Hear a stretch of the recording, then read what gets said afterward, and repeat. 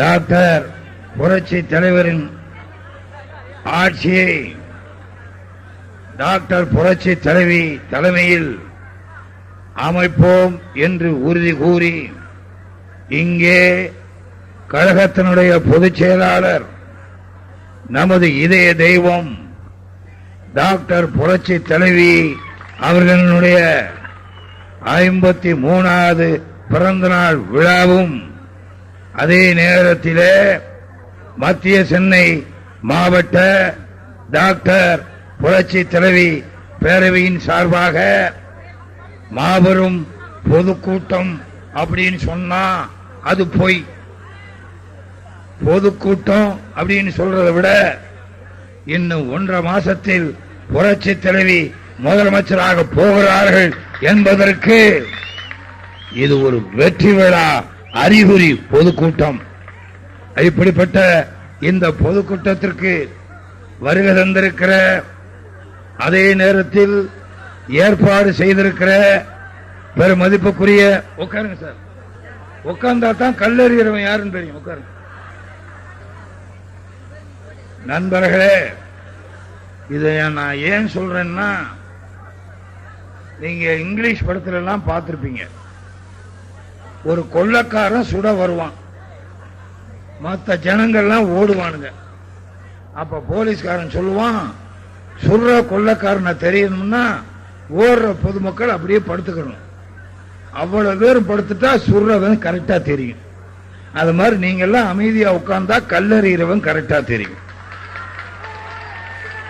நண்பர்களே, அதனால நீங்க தயவு செய்து இந்த அருமையான பொதுக்கூட்டம், இது என்ன சாதாரண பொதுக்கூட்டமா இல்ல அகில இந்திய அண்ணா திராவிட முன்னேற்ற கழகத்தின் மாநில மாநாடா என்பதற்கு அறிகுறி.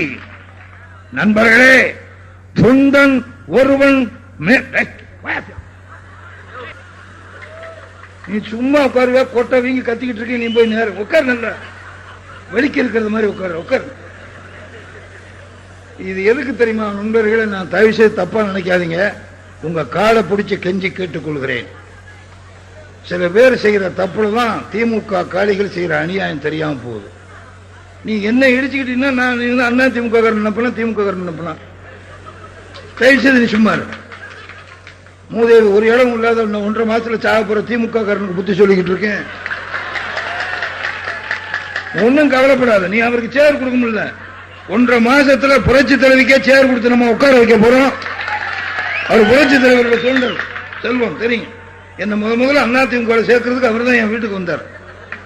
எல்லாம் நான் பார்த்துக்குவேன், நீங்க ஒன்னும் கவலைப்படாது. என் கையில மைக்க கொடுத்துட்டீங்கள, நீ பாட்டுக்கு சும்மா என்ன கண்டு கருணாநிதியே பயப்படுறான். எனக்கு என்ன வேடிக்கை, ஒரு பெரிய கதாநாயகன் இந்தியாவிலே பொன்மனச்செம்மல் புரட்சி தலைவர் எம்ஜிஆரை பார்த்து கருணாநிதி பயப்பட்டால் நியாயம்.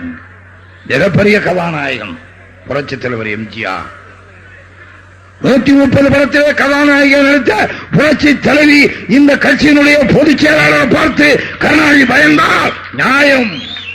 130 படத்திலே கதாநாயகன் நடித்த நமது கட்சியினுடைய பொதுச் செயலாளர் புரட்சி தலைவியை பார்த்து கருணாநிதி பயந்தால் நியாயம். ஆனா ஒரு சாதாரண காமெடியன் எஸ் எஸ் சந்திரனை பார்த்து பயப்படுறியா? ஏ கருணாநிதி, இன்னும் 1.5 மாசம் தாண்டா, நீ இதாண்டா உனக்கு கடைசி பிறந்த நாள். இதுக்கப்புறம் தண்டன் அக்கடி தடக்கு டக்கடி தண்டன் அக்கடி தடக்கு டக்கடி தண்டன். எனக்கு முன்னாள் தோட்டம் சேகர் பாண்ட மாதிரி கருணாநிதி தேசா, ஏய் உனக்கு நான் என்னடா பாவம் பண்ண? ஆனா உன் கூட இதுவரைக்கும் ஒன்ன நீ நான் தான் பேசியிருக்கேன், தேன்னு பேசினதே இல்லடா. இன்னைக்கு தாண்டா அதையும் அரங்கேற்றேன்.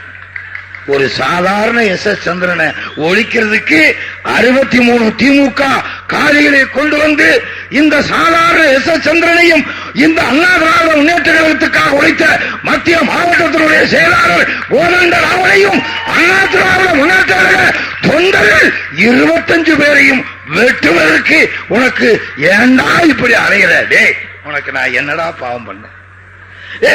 இதே கோதண்டராமன் கூட ஆரம்பத்துல அதிமுக என்னை விட சீனியர் தான். உன் மேல அவர் மேல உனக்கு கோபம் இருக்கலாம். கருணாநிதி உன் கூட நான் 30 வருஷம் இருந்து பண்ணலாம், உனக்கு குண்டியெல்லாம் கழுவி விட்டோம்டாலும் நான் நினைச்சிருந்தா உன்னை எப்பவோ கொண்டு இருக்கலாம்டா.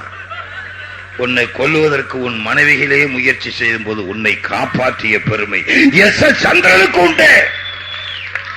கருணாநிதி இந்த வண்டவாளங்கள் எல்லாம் இதுவரைக்கும் நான் சொல்லாமல் இருந்திருக்கிறேன். ஆனா கருணாநிதி இது படுத்திருக்கிற சாதாரண பூனை இல்ல, இது படுத்திருக்கிற சிங்கம் பொன்மன செல்வி புரட்சி தலைவியினுடைய சந்திரன். நீ ஒரு சாதாரண காமெடியனை பார்த்து பயப்படுறிய? நண்பர்களே, உங்க காலில் விழுந்து கெஞ்சி கேட்டுக் கொள்கிறேன். எனக்கு முன்னால் பேசிய மத்திய மாவட்ட செயலாளர் கோதண்டராமன் குறிப்பிட்டதை போல அராஜகம் நமக்கு முக்கியம் அல்ல. தயவுசெய்து புரட்சி தலைவி அதைத்தான் சொன்னாங்க.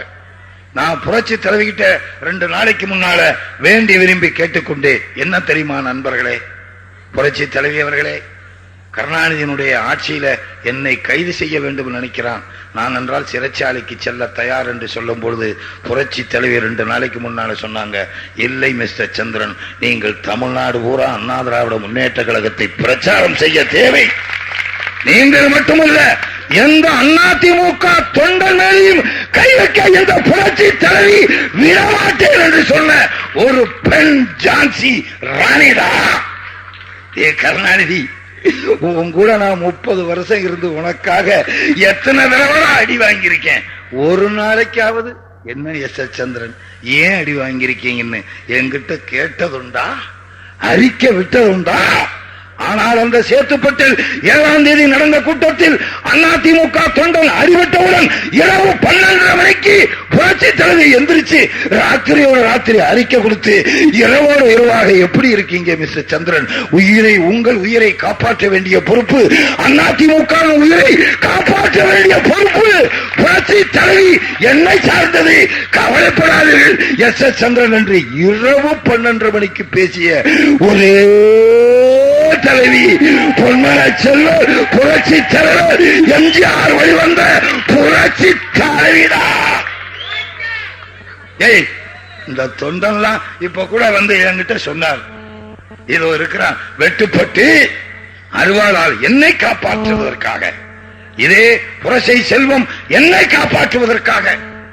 கொஞ்ச நேரம் அந்த மேடையிலே என் அன்பு மாப்பிள்ளை சேகர் பாபு இருந்திருந்தால் நீ செத்தாளா? ஓ நல்ல நேரம் சேகர் பாபு வெளியே போயிட்டான்டா. ஓ நல்ல நேரம் கோதண்டராமனுக்கு முன்னாலேயே தெரியாம போச்சுடா. உன்னுடைய நல்ல நேரம் பகுதி செயலாளர் தர்மலிங்கத்துக்கு தெரியாம போச்சுடா. அவ்வளவு ஏண்டா, அந்த நிலைமை எனக்கு தெரியாம போச்சுடா. நான் இந்த பணங்காட்டு நரிக்கெல்லாம் அஞ்சாத வேண்டாம். நீ இங்க நடத்திக்கிட்டு இருக்க, நான் தமிழ்நாடு ஊரா சுத்துறேன்னா வெறும் பாக்கெட்டோட வாடா வந்திருப்பேன். தயவு செய்து யோசிச்சு பாருங்க நண்பர்களே. அதிமுக என்னை பொறுத்தவரை அதிமுக தொண்டர்களை காப்பாற்றுகிற ஒரே கட்சி புரட்சி தலைவரம். தயவு செய்து யோசிச்சு பாருங்க. ஏன்னா கருணாநிதி 30 வருஷமா இருந்தவன். கருணாநிதி உட்கார்ந்தா நான் உட்காருவேன், கருணாநிதி நடந்தா நான் நடப்பேன், கருணாநிதி சாப்பிட்டா நான் சாப்பிடுவேன், கருணாநிதி படுத்தா நான் படுப்பேன், கருணாநிதி செத்தா நான் சாக மாட்டேன். அவனை சாக அடிச்சுட்டு தான் மறுவேளை. இங்கே இருக்கிற குமரி மகளிரா இருந்தாலும் சரி, இங்க இருக்கிற மகளிர் தோழிகளா இருந்தாலும் சரி, இங்க வந்து சொன்னாங்க, இப்ப மாமா கவலைப்படாதீங்க, நாங்க இருக்கோம், உங்க உயிர் போனாலும் உங்களை நாங்கள் காப்பாற்றுவோம் சொல்லி இருக்கிற இந்த மகளிர் எல்லாம் உட்கார்ந்து இருக்கிறாடே. ஒரு ஆம்பளைய காப்பாத்த பொம்பளை தாண்டா அதிமுக. எங்களை ஜாமீன் எடுத்தது கூட ஒரு பொம்பளடா, கௌரி ஆசோகன்ற ஒரு பொம்பளடா. ஆம்பளை மட்டுமல்லடா, பெண்களையும் காப்பாற்றக்கூடிய ஒரே தலைவி இந்த நாட்டுக்கு புரட்சி தலைவராடா. பெண்களுக்கு 33% ஒதுக்கீடு செய்யணும் சொல்ற எங்க புரட்சி தலைவி தாண்டா. அந்த தலைவிக்கு கீழே இருக்கிற இந்த தோழிகளும் என் அன்பு தோழிகள் எல்லாம் சேர்ந்து வக்கீல், இவ்வளவு பெரிய வீரனா இருக்கலாம், இவ்வளவு பெரிய மாவட்ட செயலரா இருக்கலாம், இவ்வளவு பெரிய எஸ் சந்திரனா இருக்கலாம், எவ்வளவு பெரிய அதிமுக தொண்டனா இருக்கலாம், அவனுக்கு ஜாமீன் கொடுத்து வரவழைச்ச பெண் வக்கீல் கௌரி அசோகன் என்ற பெண்ணடா. எங்கள் உயிரை காப்பாற்றுவதற்காக பெண்தான். ஏன் இந்த நாட்டிற்கு பெண்ணுக்குத்தான் பெருமை இருக்கு. வெளிநாட்டுக்கு போனா உன் தகப்பன் நாடுன்னு எவனாவது கேட்கிறானா? உன் தாய் நாடு எதுன்னு தான் கேட்கிறான். வெளிநாட்டுக்கு போனா உன் தாய்மொழி எதுன்னு தான் கேட்கிறான தவிர எவனாவது தகப்பன் மொழி எவனாவது கேட்கிறானா? கிடையாது. காங்கிரஸ்காரனே பாரத மாதாக்கி ஜெயின் தான் சொல்றான். எவனாவது பாரத பிதாக்கி ஜெயின் சொல்றானா? பெண்ணுக்குத்தான் மரியாதை. ஏன்? பெண்கள் தான் ஜாதி வெறியே இல்லை என்று சொன்னவர் பெருமதிப்புக்குரிய பொன்மன செல்வர் புரட்சி தலைவர் எம்ஜிஆர். ஏன் பெண்களுக்கு ஜாதி வெறி இல்லை? ஆம்பளைன்னா ராமசாமி தேவர், முத்துசாமி முதலியார், கந்தசாமி கவுண்டர்னு போட்டுக்குவான். எந்த பொம்பளையாவது விமலா கவுண்டர், மீனா முதலியார், குமரி தேவர்னு போட்டுக்கிறாங்களா? பெண்கள் ஒருவர் தான் ஜாதி இல்லை என்று சொன்ன ஒரே தலைவன் பொன்மன செம்மல் புரட்சி தலைவர் எம்ஜிஆர். அந்த எம்ஜிஆர் உருவாக்கிய இந்த அண்ணா திராவிட முன்னேற்ற கழகத்திலே இருக்கிற பெருமதிப்புக்குரிய புரட்சி தலைவி அவர்களை பொதுச் செயலாளராக ஏற்றுக்கொண்டு இங்கே அவருடைய 53வது பிறந்த நாள் விழாவுக்கு பாத்தியா கருணாநிதி? எங்க தலைவி பிறந்த நாளுக்கு, எங்களுடைய தலைவர் எம்ஜிஆர் அவர்கள் பிறந்த நாளுக்கு போன மாசம் இந்த இருசக்கர வண்டி கொடுத்தோம். அதே மாதிரி புரட்சி தலைவியுடைய 53வது பிறந்த நாளுக்கு ஏழைகளுக்கு இலவசமா தையல் மிஷின், அந்த ஊனமுற்றவர்களுக்கு இலவசமா சைக்கிள் கொடுக்கிற ஒரே கட்சி அதிமுக. ஏன்? அதிமுக உருவாக்கியவர் கொடுத்து கொடுத்து சிவந்த கரம் பொன்மன செம்மல் புரட்சி தலைவர் எம்ஜிஆர். ஏ கருணாநிதி, உன் பிறந்த நாளைக்கு ஒரு பனியன் வாங்கி கொடுத்திருக்கியாடா? ஒரு சட்டி வாங்கி கொடுத்திருக்கியாடா? நீ அடுத்தவன் சட்டியவே பறிச்சுக்கிட்டு ஓடுறவனாச்ச. உன்னை பத்தி எனக்கு இல்லடா தெரியும். உன் பிறந்த நாள் 77வது பிறந்த நாளைக்கு கேக்கு வெட்டுறான். கேக்கு இவ்வளவு நீள கேக்கு, இவ்வளவு நீள கேக்கு. மஞ்சள் தான் அவருக்கு ரொம்ப பிடிக்கும். மஞ்சள் கேக்கு வெட்டுறான். வாங்க வெட்டுறதுக்குன்னு ஆற்காடு வீராசாமி சொல்றான், என்னால நடக்க முடியலைங்கிறான். ஆற்காடு வீராசாமி எடுத்துக்கிட்டு வந்து கேக்கை வெட்டுனா கத்திய காணாம். ஆற்காடு வீராசாமி அங்கே இங்கே தொலாவி கத்தி எடுத்து கொடுத்துட்டான். இந்த கருணாநிதி வெட்டான், ஐயோன்னு ஆற்காடு வீராசாமி கத்துறான். ஏன்? கேக்க வெட்டுறதுக்கு பதிலாக ஆற்காடு வீராசாமி விரலை வெட்டி விட்டான். ஒரு இளவும் தெரியல, 77 வயசுல. அதுக்கு அப்புறம் ஆற்காடு வீராசாமி கேக்கு அவன் கையை வெட்டினதுக்கு அப்புறம் கேக்கு பூரா சகப்பாயி ரத்தமாயி அப்பவும் விடல கருணாநிதி. கேக்க வெட்டி ஒரு துண்டை எடுத்து பொண்டாட்டிக்கு ஊட்டலான்னு பார்த்தா பொண்டாட்டி எங்க இருக்கான்னு தெரியல. ஆன்னு சொன்னிச்சு. அவன் வாயில கொண்டு வச்சான். அன்பழகன் ஐயோன்னு கத்தி விட்டான். ஏன்னா அது அவன் பொண்டாட்டி. இந்த பகுதியில் இருக்க அன்பழகம் பொண்டாட்டி. கத்தன கருணாநிதி கேட்டான், ஏயா கத்துற? அது ஏன் பொண்டாட்டிங்க இருக்கட்டையா, இன்னைக்கு ஒரு நாளைக்கு ஏன் பொண்டாட்டி ஆனா? இந்த மாதிரி கருணாநிதி ஒரு நாளைக்காவது 53 பேருக்கு ஏதாவது செய்திருக்கிற புரட்சி தலைவி 53 பிறந்தநாள்னா 53 பேருக்கு இலவசமா திருமணம். எல்லாரும் வேண்டிக்கிறான், ஐயோ நமக்கு கல்யாணம் ஆயிடுச்சு, இப்ப கல்யாணம் ஆகாம இருந்தா புரட்சி தலைவி பிறந்தநாள் அன்னைக்கு நம்ம கல்யாணம் பண்ணிருக்கலாமே. எனக்கே ஒரு ஆசை, எனக்கும் சின்ன வயசா இருந்தா இப்பவாச்சும் கல்யாணம் பண்ணிக்கலாமே. அப்படி புரட்சி தலைவி பிறந்த நாள்னா இலவசமா 53 ஜோடிகளுக்கு கல்யாணம். இத பாத்தீங்களா? இங்க ஒரு சகோதரி, ஒரு சின்ன பொண்ணு 10-14 வயசு இருக்கும், அதுக்கு ஹார்ட் ஆபரேஷன். அந்த ஹார்ட் ஆபரேஷனுக்கு 7,000 ரூபாய் 7,000 ரூபாய் கொடுத்து உதவுவது யாரு? அண்ணா திராவிட முன்னேற்ற கழகத்தினுடைய தொண்டர்களும் தோழர்களும். 7,000 ரூபாய்ன்றது 7 கோடிக்கு சமம். ஆனா இந்த கருணாநிதியோட மருமக முரசொலி மாறேன் குஜராத் நிதிக்கு 25 கோடி கொடுக்கிறான். என்னமோ இவன் சொந்த அக்கவுண்ட் பணத்தில் கொடுத்த 25 கோடியும் தமிழ்நாட்டும் மக்கள் கொடுத்தது. ஏன் முரசொலி மாறா, இது வரைக்கும் நீ 1 ரூபா கொடுத்திருக்கியாடா? 1 ரூபா கொடுத்திருக்கியாடா நீ?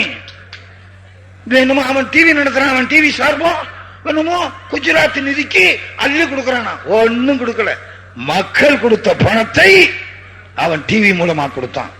ஆனால் அதிமுக கட்சியின் சார்பாக குஜராத் நிதிக்கு கொடுத்தது புரட்சி தலைவி 25 லட்சம். அது மட்டுமல்ல, புரட்சி தலைவி தனிப்பட்ட முறையில் பல லட்சம் ரூபாய் குஜராத் நிதிக்கு. கருணாநிதி, நீ ₹1 கொடுத்திருக்கியா? உன்ன மாதிரி உலக கஞ்சம் வேற எவனுமே இல்லடா.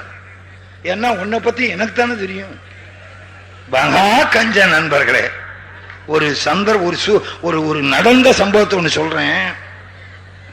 கருணாநிதிக்கு அன்னைக்கு நான் கூட இருந்தேன்ல, நான் தானே இப்ப இன்னைக்கு ஆற்காடுல இழுத்துக்கிட்டு அலையிறான். அன்னைக்கு நான் தானே இழுத்துக்கிட்டு அலைஞ்சேன். அப்படி இருக்கும்போது கருணாநிதி ஒரு நாள் ஒரு கல்யாணத்துக்காக போறோம். கருணாநிதி நானும். கருணாநிதி என்ன பண்ணாரு, இந்த கல்யாணத்துக்கு என்ன பண்ணணும்னு கேட்டார். நீங்க ஒண்ணும் பண்ண வேணா, கல்யாணம் பண்ணிக்கிறவன் பண்ணிக்குவான்னு. இல்ல இல்ல, வேற ஏதாவது பண்ணணுமா? வேற ஒண்ணும் பண்ண வேணாம், நீங்க விட்டா இழுத்துக்கிட்டே போயிருவீங்க, ஏதாவது கொடுக்க வேணாமா, அது உங்க இஷ்டம்.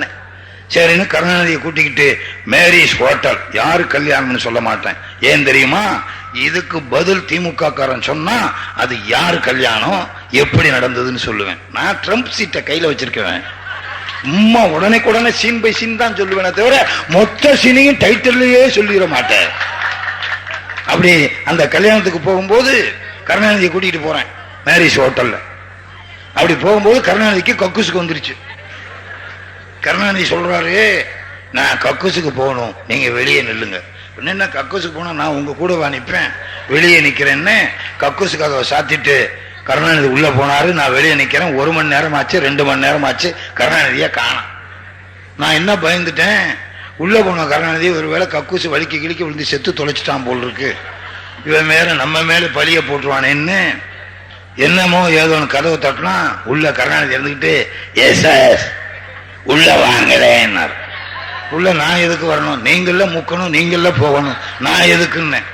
இல்ல இல்ல, ஒரு முக்கியமான விஷயம். சரின்னு கதவை திறங்க, கக்கூஸ் கதவை திறந்தார்.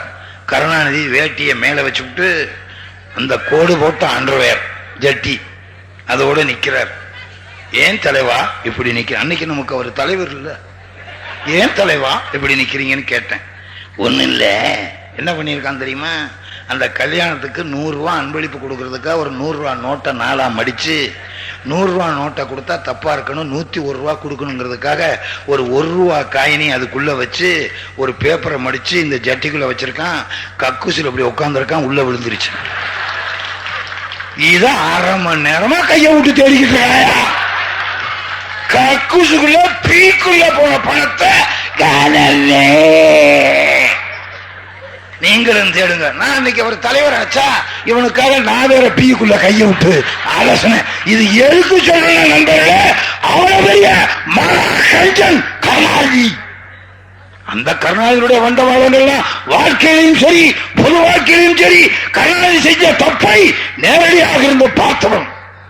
அதனால இந்த எஸ் சந்திரன் என்ன நினைக்கிறான், கருணாநிதி எப்படியாவது என்ன உள்ளதுக்கு போடணுமா. கருணாநிதிக்கு எப்பவுமே ஒரு பழக்கம், கருணாநிதியை எதிர்த்து எவனாவது கேள்வி கேட்டான்னா அவனுக்கு பதில் சொல்ல முடியாது, உடனே உள்ளதுக்கு போகணும். நான் தெரியாமல் கேட்கிறேன் நண்பர்களே, 1967 68 இந்த நாட்டுக்கு முதலமைச்சரான பேரறிஞர் அண்ணா நம்மளை விட்டு பிறந்ததற்கு பிறகு 69 பொன்மனச்செம்மல் எம்ஜிஆர் நினைச்சிருந்தா இந்த நாட்டுக்கு முதலமைச்சர் எம்ஜிஆர், கருணாநிதி கிடையாது. ஆனால் எம்ஜிஆருக்கு அன்றைக்கு பதவி ஆசையே கிடையாது, அன்றைக்கு இல்ல என்றைக்கும் கிடையாது.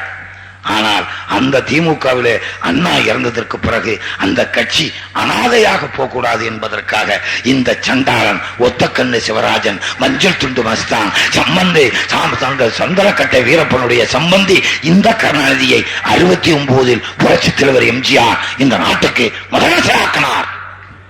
ஆக்கின எம்ஜிஆர் செஞ்ச அந்த செயலுக்கு இந்த கருணாநிதி செஞ்ச உதவி என்ன? எம்ஜிஆரையே கொல்ல முயற்சி பண்ணவன் கருணாநிதி.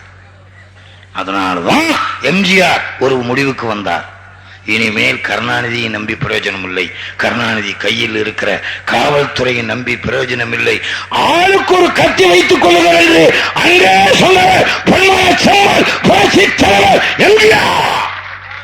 கருணாநிதியை பத்தி அன்னைக்கே தெரியும், அதனாலதான் ஆளுக்கு ஒரு கத்தியை வச்சிருக்குன்னு சொன்னார். அது இன்னைக்கும் இப்படி நடக்க போகுதுன்னு அன்னைக்கும் தெரிந்த அந்த தீர்க்கதரிசி புரட்சி தலைவர் எம்ஜிஆர் புரட்சி தலைவர் எம்ஜிஆர் வழிவந்த புரட்சி தலைவியவே லாரியை விட்டு கொல்ல பார்த்தவன் நான் செய்வேன். எப்படின்னா அந்த லாரி எங்க வாடகைக்கு வாங்கினான்னு எனக்கு தானே தெரியும். அதனாலதான் என்ன ஒழிக்க பார்க்கலாம். புரட்சி தலைவியே லாரியை விட்டு ஒழிக்க பார்த்தவன் என்ன ஒழிக்க பார்க்கறான். எப்படியாவது என் மேல கேஸ் போடுறான். தயவு செய்து நண்பர்களே நீங்கள் யோசிச்சு பாருங்கள். தயவு செய்து யோசிச்சு பார்க்கணும்.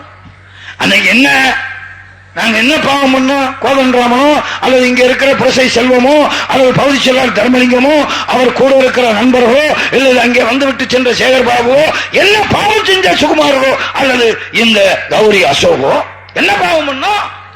இங்க இருக்கிற குமரி ஆகட்டும் கூட இருக்கிற தோழிகளாகட்டும் என்ன பாவம் பண்ணோம்? நாங்க பாட்டுல நம்ம கட்சியினுடைய வேலையை பத்தும் சொன்னோம். நண்பர்களை தயவுசெய்து யோசிச்சு பாருங்க. இங்க எவ்வளவு பெரிய மேடை போட்டு இங்க அதிமுக தொண்டன் ஆர்வத்தால் எந்திரிச்சு போறான் வர்றாங்க.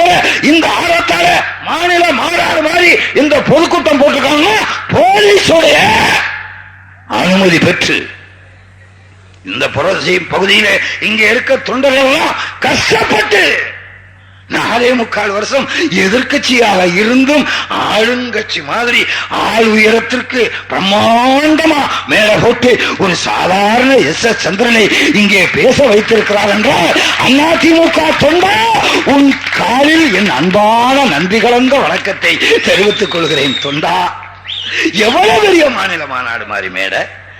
இது மாதிரி போராவிட்டாலும் அருமையாக அங்கே ஏற்பாடு செய்த பகுதி செயலாளர் தர்மலிங்கம் ஏற்பாடு செய்து சாயந்தரம் போலீஸ் அனுமதியோட 15 நாளைக்கு முன்னாலே அனுமதி பெற்று மாவட்ட செயலாளரோட அனுமதி பெற்று அங்கே உள்ள நண்பர்களோட அனுமதி பெற்று மேல போடுறாரு. அங்க கொண்டாந்து திமுக கொடியை நடுறான். திமுக கொடி இது என்ன நியாயம்? திமுக பொதுக்கூட்டம் நடத்தினா அங்க போய் இது வரைக்கும் அதிமுக காரன் அவரை அராஜகத்தில் இறங்குற மாதிரி கொடியை கட்டியிருக்கான். அதிமுக கொடிய இல்லையே. ஆனா அதிமுக பொதுக்கூட்டம் நடத்துறான். அங்க கொண்டு போய் திமுகவுடைய 2 கொடியும் நட்டு வைக்கிறான். அப்பவே மாவட்ட செயலாளர் சொன்னாரு பரவாயில்லை, ஆனால் அராஜகம் செய்யாதீர்கள் என்று. தர்மலிங்கம் கூட அன்னைக்கு பேசினார், இப்படி எல்லாம் அராஜகம் செய்யாதீர்கள் என்று. நான் பேசும்போது சொன்னேன், நண்பர்களே நீங்கள் அங்கே நடந்த சம்பவத்தை ஜெயா டிவி மூலமாக பார்த்திருப்பீர்கள். ஏன் இப்ப ஜெயா டிவி மூலமா தான் உண்மை சம்பவத்தை இந்த நாட்டு மக்களுக்கு எடுத்து சொல்ற ஒரே டிவி ஜெயா டிவி. அதனால ஜெயா டிவி அப்படியாவது ஒழிக்கணும்னு நினைக்கிறான் கருணாநிதி. நீங்க எல்லாம் கவனிங்க, எது உண்மையை சொல்றோமோ அதெல்லாம் ஒழிக்கணும்னு நினைக்கிறான். அன்றைக்கு ஜெயா டிவி வந்து அந்த படம் முடிச்சு காமிச்சதுனால தமிழ்நாடு ஊரா பார்த்திருக்கான் அந்த திமுக காளியினுடைய அராஜகத்தை. அப்படி 2 கோடி நட்டு வச்சான். அப்ப நான் பேசினேன், திமுக கொடியை இங்க நட்டு வச்சிருக்கிறீங்களே, இந்த கொடி அப்படியே இருக்கட்டும். இந்த திமுக கொடி இன்னும் 1.5 மாசத்துல 2 கொடியும் அறக்கம்பத்தில் பறக்க போகிறது. அதுக்கு காரணம் கருணாநிதி ஒரு சாவு, இன்னொன்னு அவனுக்கு வேண்டியவன் எவனாவது ஒரு சாவு. ஏன்னு கேட்டா ஏன் இங்க கொண்டாந்து கொடியை நட்டுனான்னு பேசினவன் எஸ் சந்திரன். இத பொறுக்க முடியாம 60 திமுக காளிகள் சந்துக்குள்ள இருந்து ஓடி வந்து கல்லு மட்டுமல்ல அருவாள் எடுத்து நம்ம அதிமுக தொண்டனை வெட்டுகிறான். நண்பர்களே, அதை விட ஒரு கொடுமை என்ன தெரியுமா? ரொம்ப வேதனை. அங்க போலீஸ், இதுக்கு பின்னாலே போலீஸ் ஸ்டேஷன் கதவை சாத்திக்கிட்டு போலீஸ் உள்ள உட்கார்ந்துருக்கான். அவங்கிட்ட நான் நீங்க நண்பர்களே, அவனை என்ன செய்வான்? மனுஷன் தானே. ஒரு ஏசி கிட்ட சொல்லிட்டே திமுக அதிமுக தொண்டனை வெட்டான். ஏசி பாரா இப்ப அதிமுக தொண்டனை வெட்ட போறேன்னு வெட்டான். அத கரெக்டா படம் முடிச்சான் ஜெயா டிவி. அது மட்டுமல்ல, இதே மேலையில இருக்க அத்தனை பேரையும் வெட்ட முயற்சி பண்ணான். அப்போது என்னையும் வெட்டுவதற்கு வரும்போது அப்பதான் சொன்னேன், நீங்க ஜெயா டிவி பார்த்திருப்பீங்க, அந்த நியூஸ்ல பார்த்திருப்பீங்க, எல்லாரும் என்ன சொன்னான். நான் சொன்னேன், டேய் இந்த எச்ச சந்திரன் சாகிறதுன்னா சாகிறத பத்தி கவலையே இல்லடா, எனக்கு தேவை புரட்சி தலைவியை முதலமைச்சர் ஆக்கணும், கவலையே இல்லடா. உயிர் ஒரு தடவை தான்டா போகும், அது இந்த அதிமுகவுக்கு போனா போயிட்டே போகுதுடா. அப்பேற்பட்ட எம்ஜிஆர் இந்த நாட்டுக்காக தன்னுடைய வருத்தி இறந்து போன அந்த மனித தெய்வமே இல்லை என்பது நான் எதுக்குடா இருக்கேன்? நான் செத்தாலும் கவலை இல்லைன்னு மைக்க விட்டு வெளியே போக மாட்டேன். இங்க இருக்க பெண்களுக்கு தெரியும், இந்த பெண்கள் எல்லாம் என்னை பாதுகாத்தார்கள் மேடையில. அதுக்கு பிறகு என்னை வற்புறுத்தி இறக்கினார்கள். அதுக்கு பிறகு இறங்கி நான் கார்ல போகல, போலீஸ் ஸ்டேஷனை நோக்கி போனேன். போலீஸ்காரனை கேட்கல, போலீஸ்காரனை நோக்கி வந்த திமுக காரனை கேட்பதற்கு. அதுக்குள்ள எல்லாரும் கோதண்டராமனும் கூட இருந்த புரசை செல்வமும் மற்ற நண்பர்களும் தயவு செய்து நீங்க முதல்ல வேன்ல ஏறி புறப்படுங்கன்னு சொன்னாங்க. அதுக்கு பிறகு கோதண்டராமனை எவ்வளவு வழிமறித்தார்கள், தப்பித்து வந்தார். இது எதுக்காக சொல்ல நண்பர்களே, தயவு செய்து ஒரு எஸ்.எஸ். சந்திரனை ஒழிச்சுட்டா அதிமுக அழிஞ்சிருமா? எவ்வளவு பெரிய மிகச்சிறந்த மாணவன் சிதம்பரத்திலே சாகடிக்கப்பட்டான் அதிமுக. அதுக்கு பிறகு மேலும் மேலும் வளர்ந்துச்சு. அந்த சேலத்திலே இருந்த சுகுமார், அந்த புலவாரி, அந்த தொண்டன், அதிமுக தொண்டன் செத்தார். செத்ததற்கு பிறகு அதிமுக வளர்ந்தது. அதே போல இந்த எஸ்.எஸ். சந்திரன் செத்தால் இதை விட அதிமுக வளரும், அழியாது. நண்பர்களே, இதே சென்னையிலே எனக்கு சுகுமா இந்த சேகர் பாபு 7 கூட்டம் வாங்கி போட்டிருக்கிறார். இதே சென்னையிலே பாலகங்கா, ஜெயக்குமார், இதே மாவட்ட செயலாளர் கோதண்டராமன் சென்னையிலே எத்தனையோ கூட்டங்கள் வாங்கி போட்டிருக்கிறார். வெங்கடேசன் பகுதி செயலாளர், அண்ணாநகர் பொதுச் செயலாளர் வாங்கி போட்டிருக்கிறார். எத்தனை பேர் இதே சென்னையிலே வாங்கி போட்டிருக்கிறார்கள். நான் பேசியிருக்கிறேன். ஆனால் எனக்கு பாதி கூட்டம் வரும். ஆனால் இவ்வளவு பெரிய மாநில மாநாடு மாதிரி கூட்டம் வருவதற்கு ஏற்பாடு செய்த கருணாநிதிக்கு என் நன்றி கலந்த வழக்கத்தை தெரிவித்துக் கொள்கிறேன். கருணாநிதி, என்ன நீ காமெடியனா இருந்த என்ன நீ ஹீரோ ஆகிட்டடா, ஹீரோ ஆகிட்டடா. பாரா, அப்படியே கோவில் அவன் சொன்னாரு, அப்படியே சென்னைய குலுக்கிறது மாதிரி ஆக்குறேன், அப்படி ஆக்கி வச்சிருக்கா. பாரா, கண்ணுக்கு எட்டிய தூரமெல்லாம் டியூப்லைட், சீரியல் பல்பு. நான் என்ன அதிமுக உருவாக்கிய புரட்சி தலைவர் எம்ஜிஆரா, இல்ல அதிமுகவின் பொதுச் செயலாளர் இருக்கிற புரட்சி தலைவியா? இல்லை, உங்களுடன் சேர்ந்த ஒரு சாதாரண தொண்டன். என்னை விட 72 இருக்கிற அதிமுகவில் இருக்கிற நீங்கள் எல்லாம் சீனியர் தலைவர்கள், நான் ஜூனியர். 2 வருஷம் தான் ஆகுது. அதுக்குள்ள நான் 2 வருஷம் ஆனாலும் நம்ம கட்சியினுடைய சின்ன இந்த 2 தான்ங்கிறதுக்காக எனக்கு இவ்வளவு பெரிய ஹீரோ அந்தஸ்தை கொடுத்த மிஸ்டர் கருணாநிதி, தண்டபாணி, ராமையா எல்லாம் வந்தான். உனக்கு நன்றி.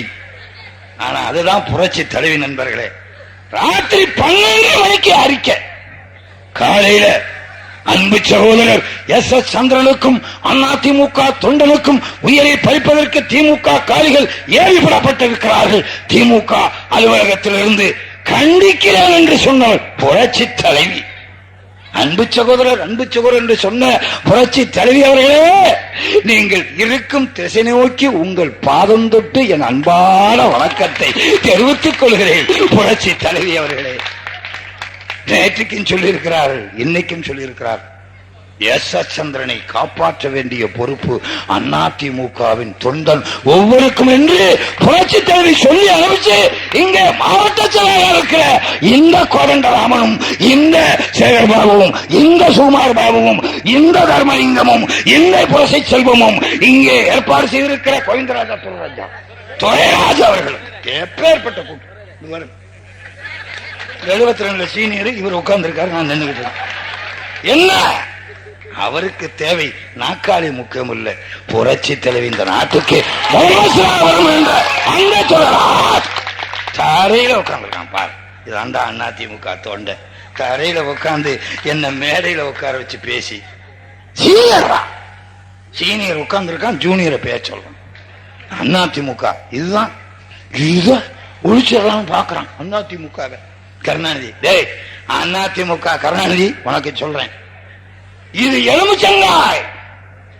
ஒரு விஷயம் தெரியுமா நண்பர்களே, மாங்காய் மாம்பழமாகும், காயாகாது. பாவக்காய் பாப்பழமாகும், காயாகாது. ஆனால் எலுமிச்சங்காய் இருக்கு தெரியுமா, அது ஒண்ணுதான் காயாயி பழமாயி திருப்பி காயாகுது. அது எப்படி? எலுமிச்சங்காய், எலுமிச்சம்பழம், ஊறுகாய், காய், பழம், காய், எலுமிச்சம்பழம். அப்படி அந்த எலுமிச்சங்காய் தாண்டா அண்ணா திராவிட முன்னேற்ற கழகம். இளைஞரும் ஆவா, கிழவனும் ஆவா, திருப்பி இளைஞன் ஆயிடுவான். தயவு செய்து யோசிச்சு பாருங்க. இதே துரைராஜ் பாருங்க, அவருக்கு வயசு 45 இருக்கலாம், அவரு இளைஞன் தான். இன்னைக்கு விட்டா கூட நக்மாவோட ட்வீட் பாடுவார். இந்த கட்சி ஒண்ணுதான்டா, காய் பழம் காய். திமுக அப்படி இல்லடா கருணாநிதி, இதோட கடைசி பக்கம்டா திமுகவுக்கு. தயவு செய்து சொல்லுகிறேன் நண்பர்களே, எம்ஜிஆரை மட்டும் கொல்ல நினைத்தவன் அல்ல கருணாநிதி, புரட்சி தலைவியை மட்டும் கொல்ல நினைத்தவன் அல்ல கருணாநிதி. இந்த திராவிட முன்னேற்ற கழகத்தை உருவாக்கிய பேரறிஞர் அண்ணாவையே கொன்னவன் கருணாநிதி, கொன்னவன் பேரறிஞர் அண்ணா. நண்பர்களே, ஒரு சின்ன விஷயம் சொல்லுகிறேன் நண்பர்களே, திராவிட இயக்கத்துக்கும் நகைச்சுவைக்கும் ஒரு சம்பந்தம் உண்டு. தயவுசெய்து தெரிஞ்சுக்குங்க. ஏன் தெரியுமா? பேரறிஞர் அண்ணா மேல ரொம்ப பிரியம் கலைவாணர் NS கிருஷ்ணன். கலைவாணர் NS கிருஷ்ணன் பேரறிஞர் அண்ணா மேல ரொம்ப பிரியம். ஒரு விஷயம் தெரியுமா?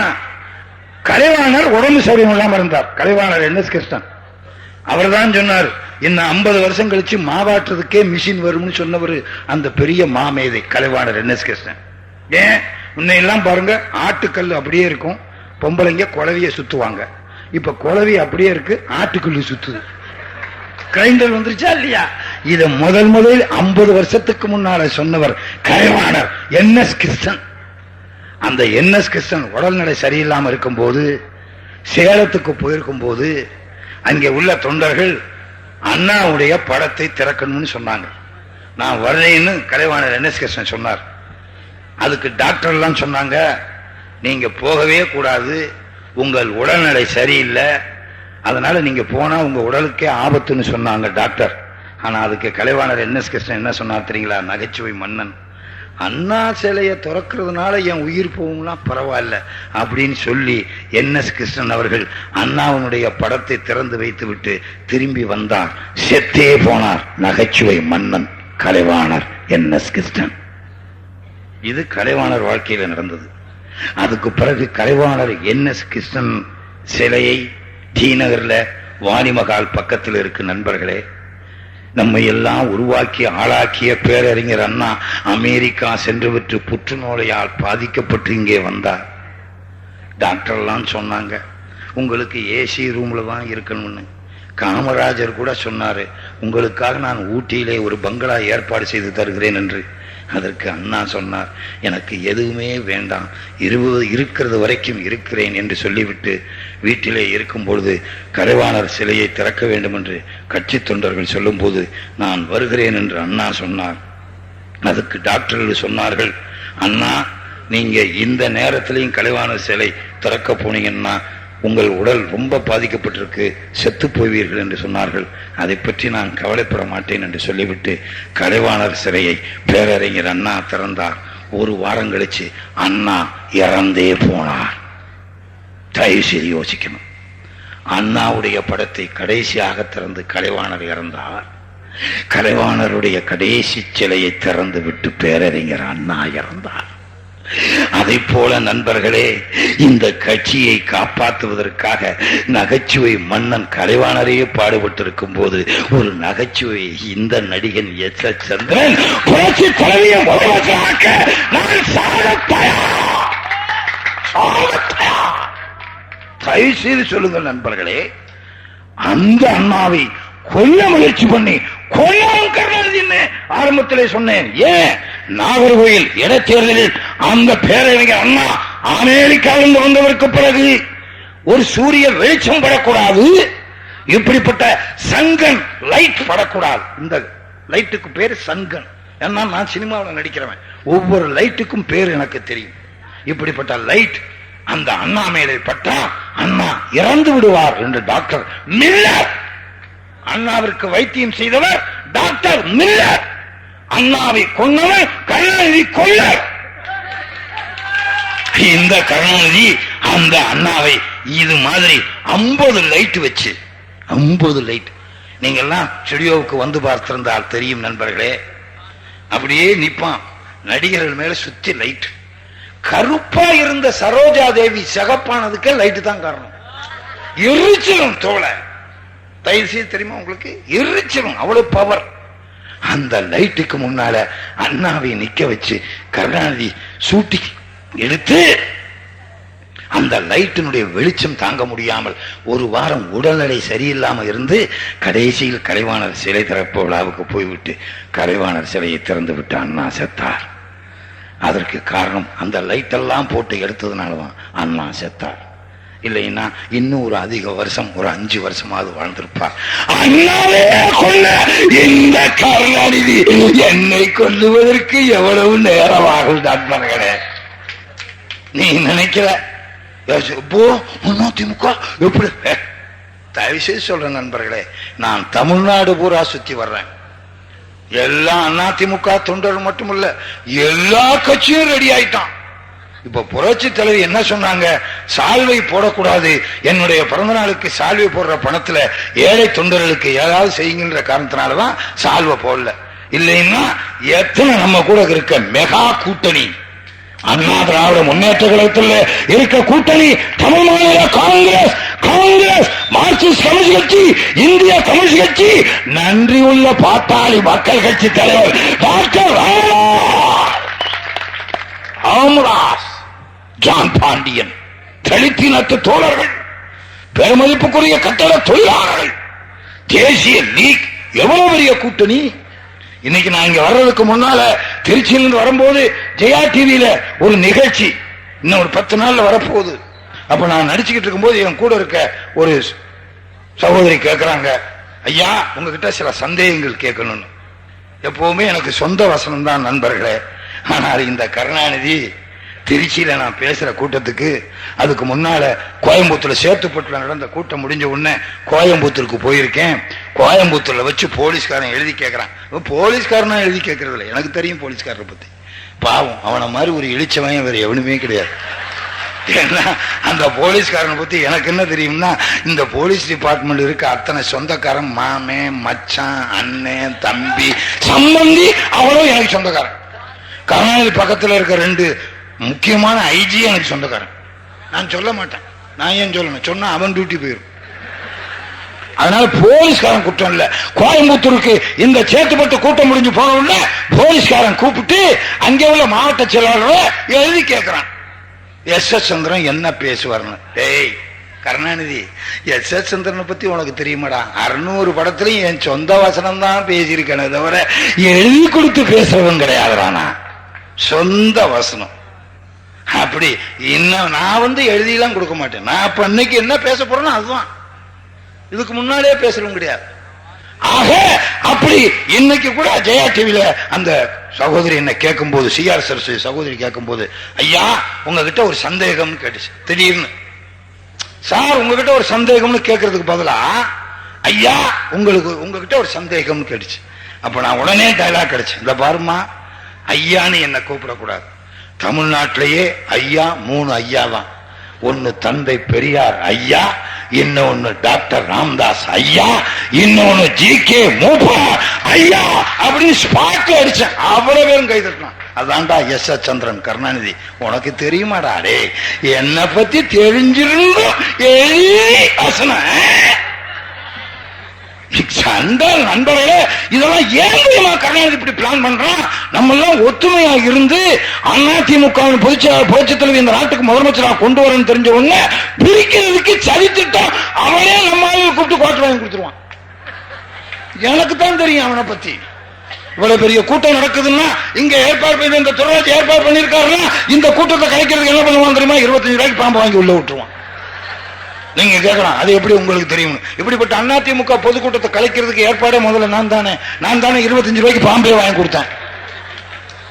அது மட்டும் இல்ல, பாம்பு வாங்கணும் எல்லாரும் ஓடுவான், உடனே போலீஸ்காரன் அடிப்பான். நீ என்ன நினைக்கிற? ஹே, அராஜகம் செய்த போலீஸ் ஒழிக, தடியடி செய்த போலீஸ் ஒழிகன்னு போலீஸ்காரன் சுட்டுவான். அவன் உண்மையான போலீஸே இல்ல. 25 பேருக்கு போலீஸ் வேஷம் போட்டு கருணாநிதி அடிக்க சொல்லுவான். அந்த 25 பேருக்கு வேஷம் போட்டு ட்ரெஸ் வாங்கி கொடுக்கறதே நான் தான். அதனாலதான் இந்த ரகசியம் எல்லாம் தெரிஞ்ச எஸ்.எஸ். சந்திரனை எப்படியாவது ஒழிக்கிறதுக்கு என் மேல கேசான். என்ன, நான் அணுகுண்டு வச்சிருந்தேன். நான் இருக்க 2 குண்டையே தூக்க முடியாம நான் சொல்றது வேற, நீ நினைச்சு சிரிச்சு நம்மள மாத்தி விட்டு.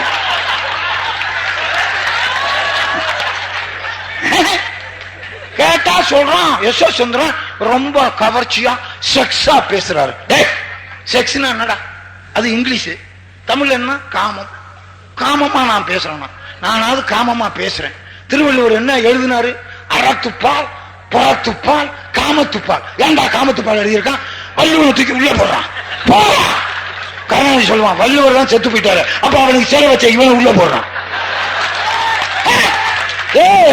நான் எங்கெல்லாம் பிடிப்பேன் பாயிண்ட். தப்பா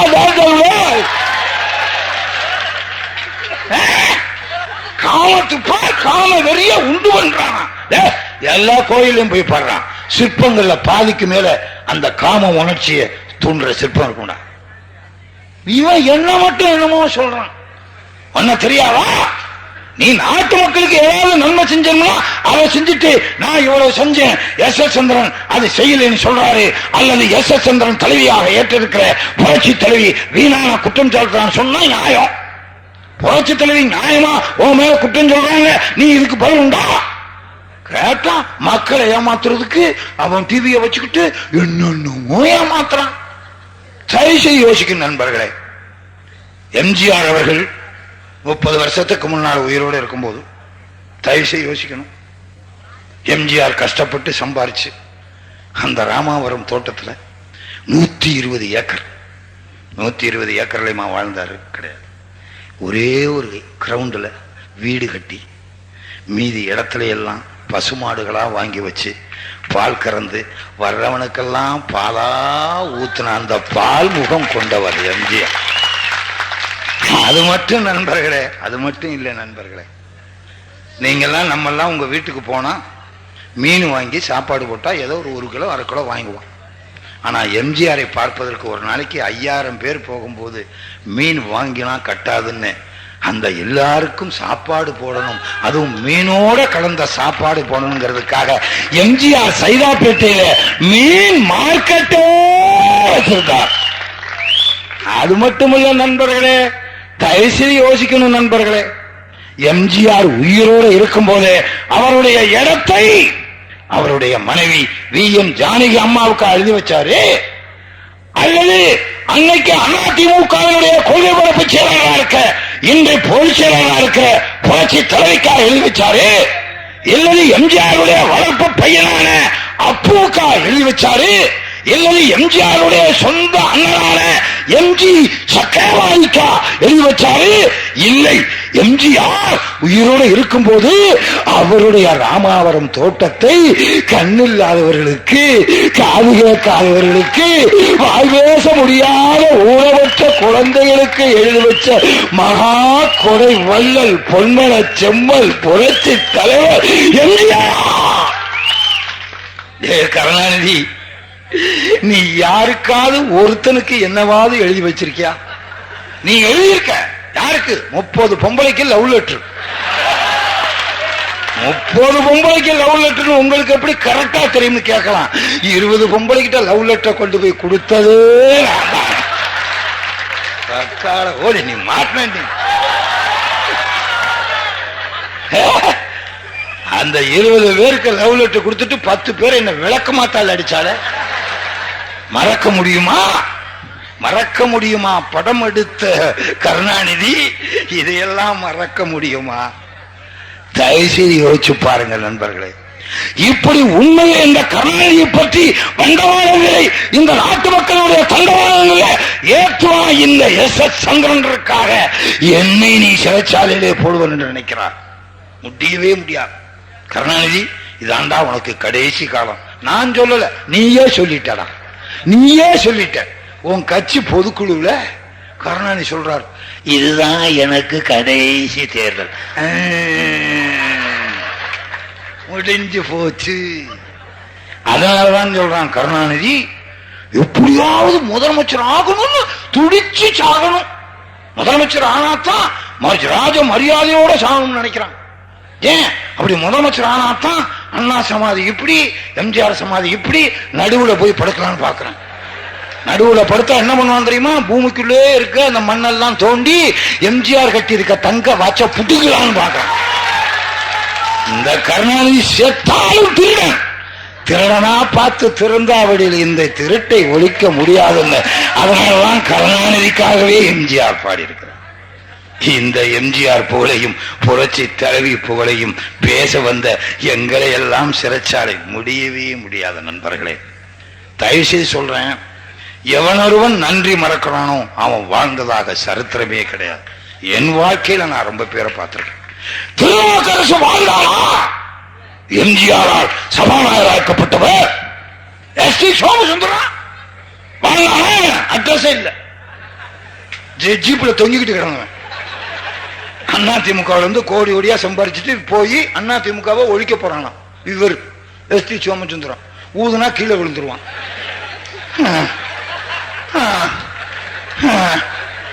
தூக்கிட்டு வர்றான் மேடைக்கு. ஐயோ இங்க பிடிக்காத, ஏங்க புண்ணு இருக்கு. இங்க பிடிக்காத, ஏங்க புண்ணு இருக்கு. இங்க புடி, ஒண்ணுமே இல்லை. நான் சொல்றது வேற, நீ நினைச்சு சிரிச்ச நம்மளை மாட்டி விட்டாரு. அப்புறம் செக்ஸ்னுவான். இவன்லாம் அதிமுக ஒழிக்க போறானா. 5 பேர் சேர்ந்து கட்சி ஆரம்பிச்சிருக்கான். 5 பேர் சேர்ந்து எவனாவது கட்சி ஆரம்பிப்பானா? டீ கடை ஆரம்பிப்பான், மளிகை கடை ஆரம்பிப்பான். இவன் கட்சி ஆரம்பிக்கிறான். இவன் இங்க இருந்து போன கண்ணப்பெல்லாம் யோக்கியனா? இங்க இருந்து இந்த அதிமுகவுக்கு கண்ணப்பன் நுழையும் போது பஸ்ஸுக்கு டிக்கெட் இல்ல. நான் அன்றைக்கு திமுகவில் இருக்கும்போது இதே கண்ணப்பன் என் வீட்டுக்கு ஆட்டோ ரிக்ஷா வந்து 60 ரூபாய்க்கு ஆட்டோ ரிக்ஷாவுக்கு காசு இல்லை என்று அந்த கண்ணப்பனுக்கு இந்த எஸ். சந்திரன் 60 ரூபா ஆட்டோவுக்கு கொடுத்திருக்கேன். இன்னும் திருப்பி கொடுக்கல. இவன் கோடீஸ்வரன், இன்னைக்கு 600 கோடிக்கு அதிபதி. இந்த மாவட்ட செயலாளர் இருக்காரு, வாடகை காரில் வாங்குறாரு. பெட்ரோல் போட முடியாம அவரே உழைச்சி கஷ்டப்படுறாரு. இங்க இருக்க சேபர் பாபு ஆகட்டும், சுகுமார் பாபு ஆகட்டும், இதை பார் நடத்தி விட்டு நமக்கு எனக்கு காசு கொடுத்துட்டு இவர் உட்கார்ந்துருக்காரு பாரு. இது வந்து எல்ஐசி விட கேரண்டிடா. கூப்பிட்டு கொடுத்துட்டு கூப்பிட்டு வர்றான்டா. நான் திமுகவில் போகும்போதெல்லாம் கவனிக்கிறேன்னுவான்.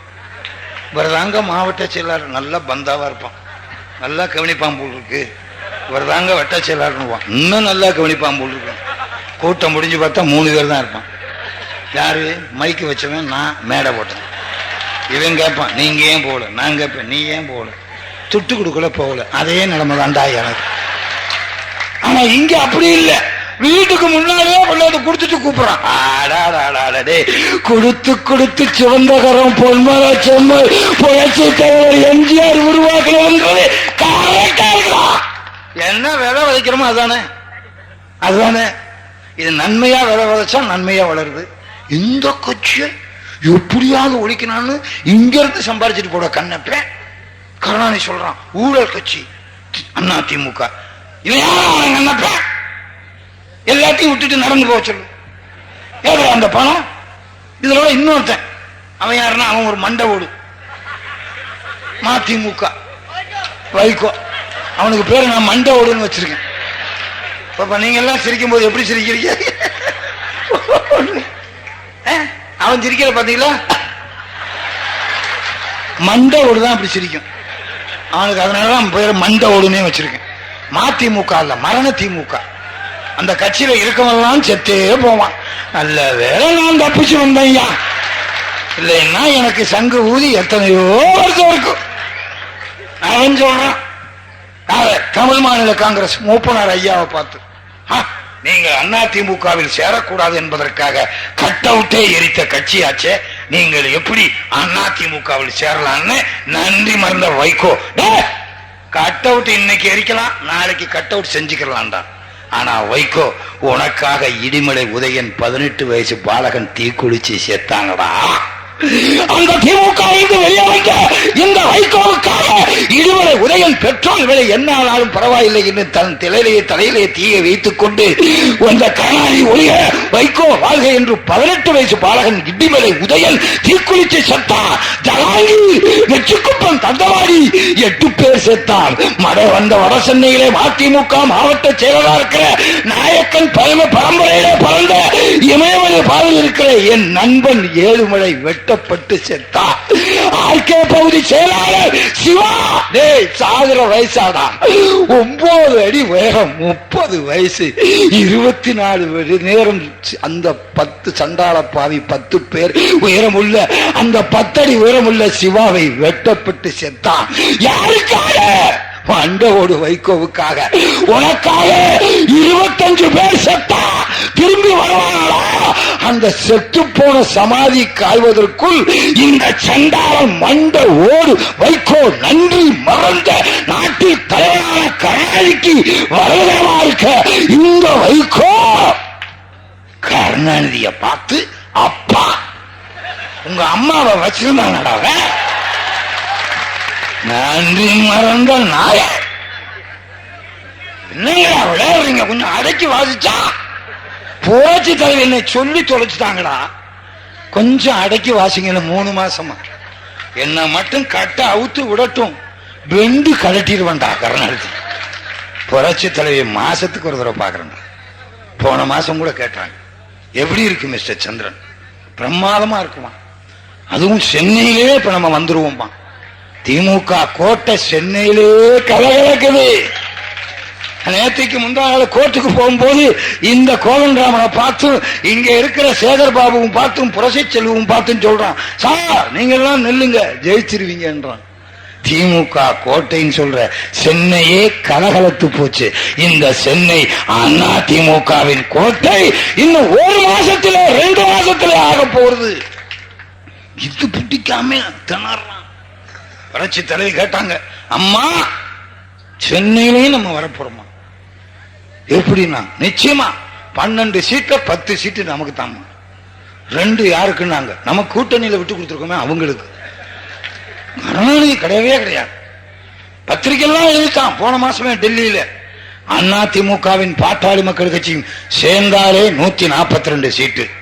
தமிழ் மாநில காங்கிரசும் மார்க்சிஸ்ட் கம்யூனிஸ்ட் கட்சியும் இந்திய கம்யூனிஸ்ட் கட்சியும் திராவிட கழகமும் தேசிய லீக்கும் ஜான் பாண்டியனும் மற்ற நண்பர்களும் சேர்ந்தா 234 சீட்டு. ஆனா என்ன பொறுத்தளவுல 234 வரவே கூடாது. 233 தான் அண்ணா திமுக ஜெயிக்கணும். மீது 1 யாருக்கு? அது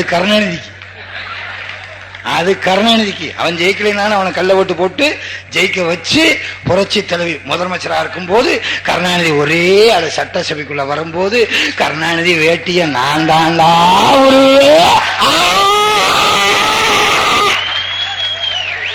தப்பா டான்ஸா போகுது கருணாநிதி. அப்ப கேப்ப சந்திரன் விடுங்க உங்களை பாருங்க. புரட்சி தலைவி முதலமைச்சரான உடனே 1 மணி நேரத்துக்கு போலீஸ் மந்திரியா நான் தான். ஆமா ஐயா தெரியாது, நான் தான் போலீஸ் மந்திரி. புரட்சி தலைவி சொன்னாங்க 1 மணி நேரம் போலீஸ் மந்திரி கொடுக்கலன்னாலும் 1/2 மணி நேரமாவது புரட்சி தலைவி சிஎம் ஆனவுடனே சீஃப் மினிஸ்டர் ஆனவுடனே நான் தான் 1/2 மணி நேரத்துக்கு பிஏ அப்படியே போவேன். என்ன மிஸ்டர் சந்திரன் எதுக்கு வந்திருக்கேன்? அம்மா நான் தான் பிஏ.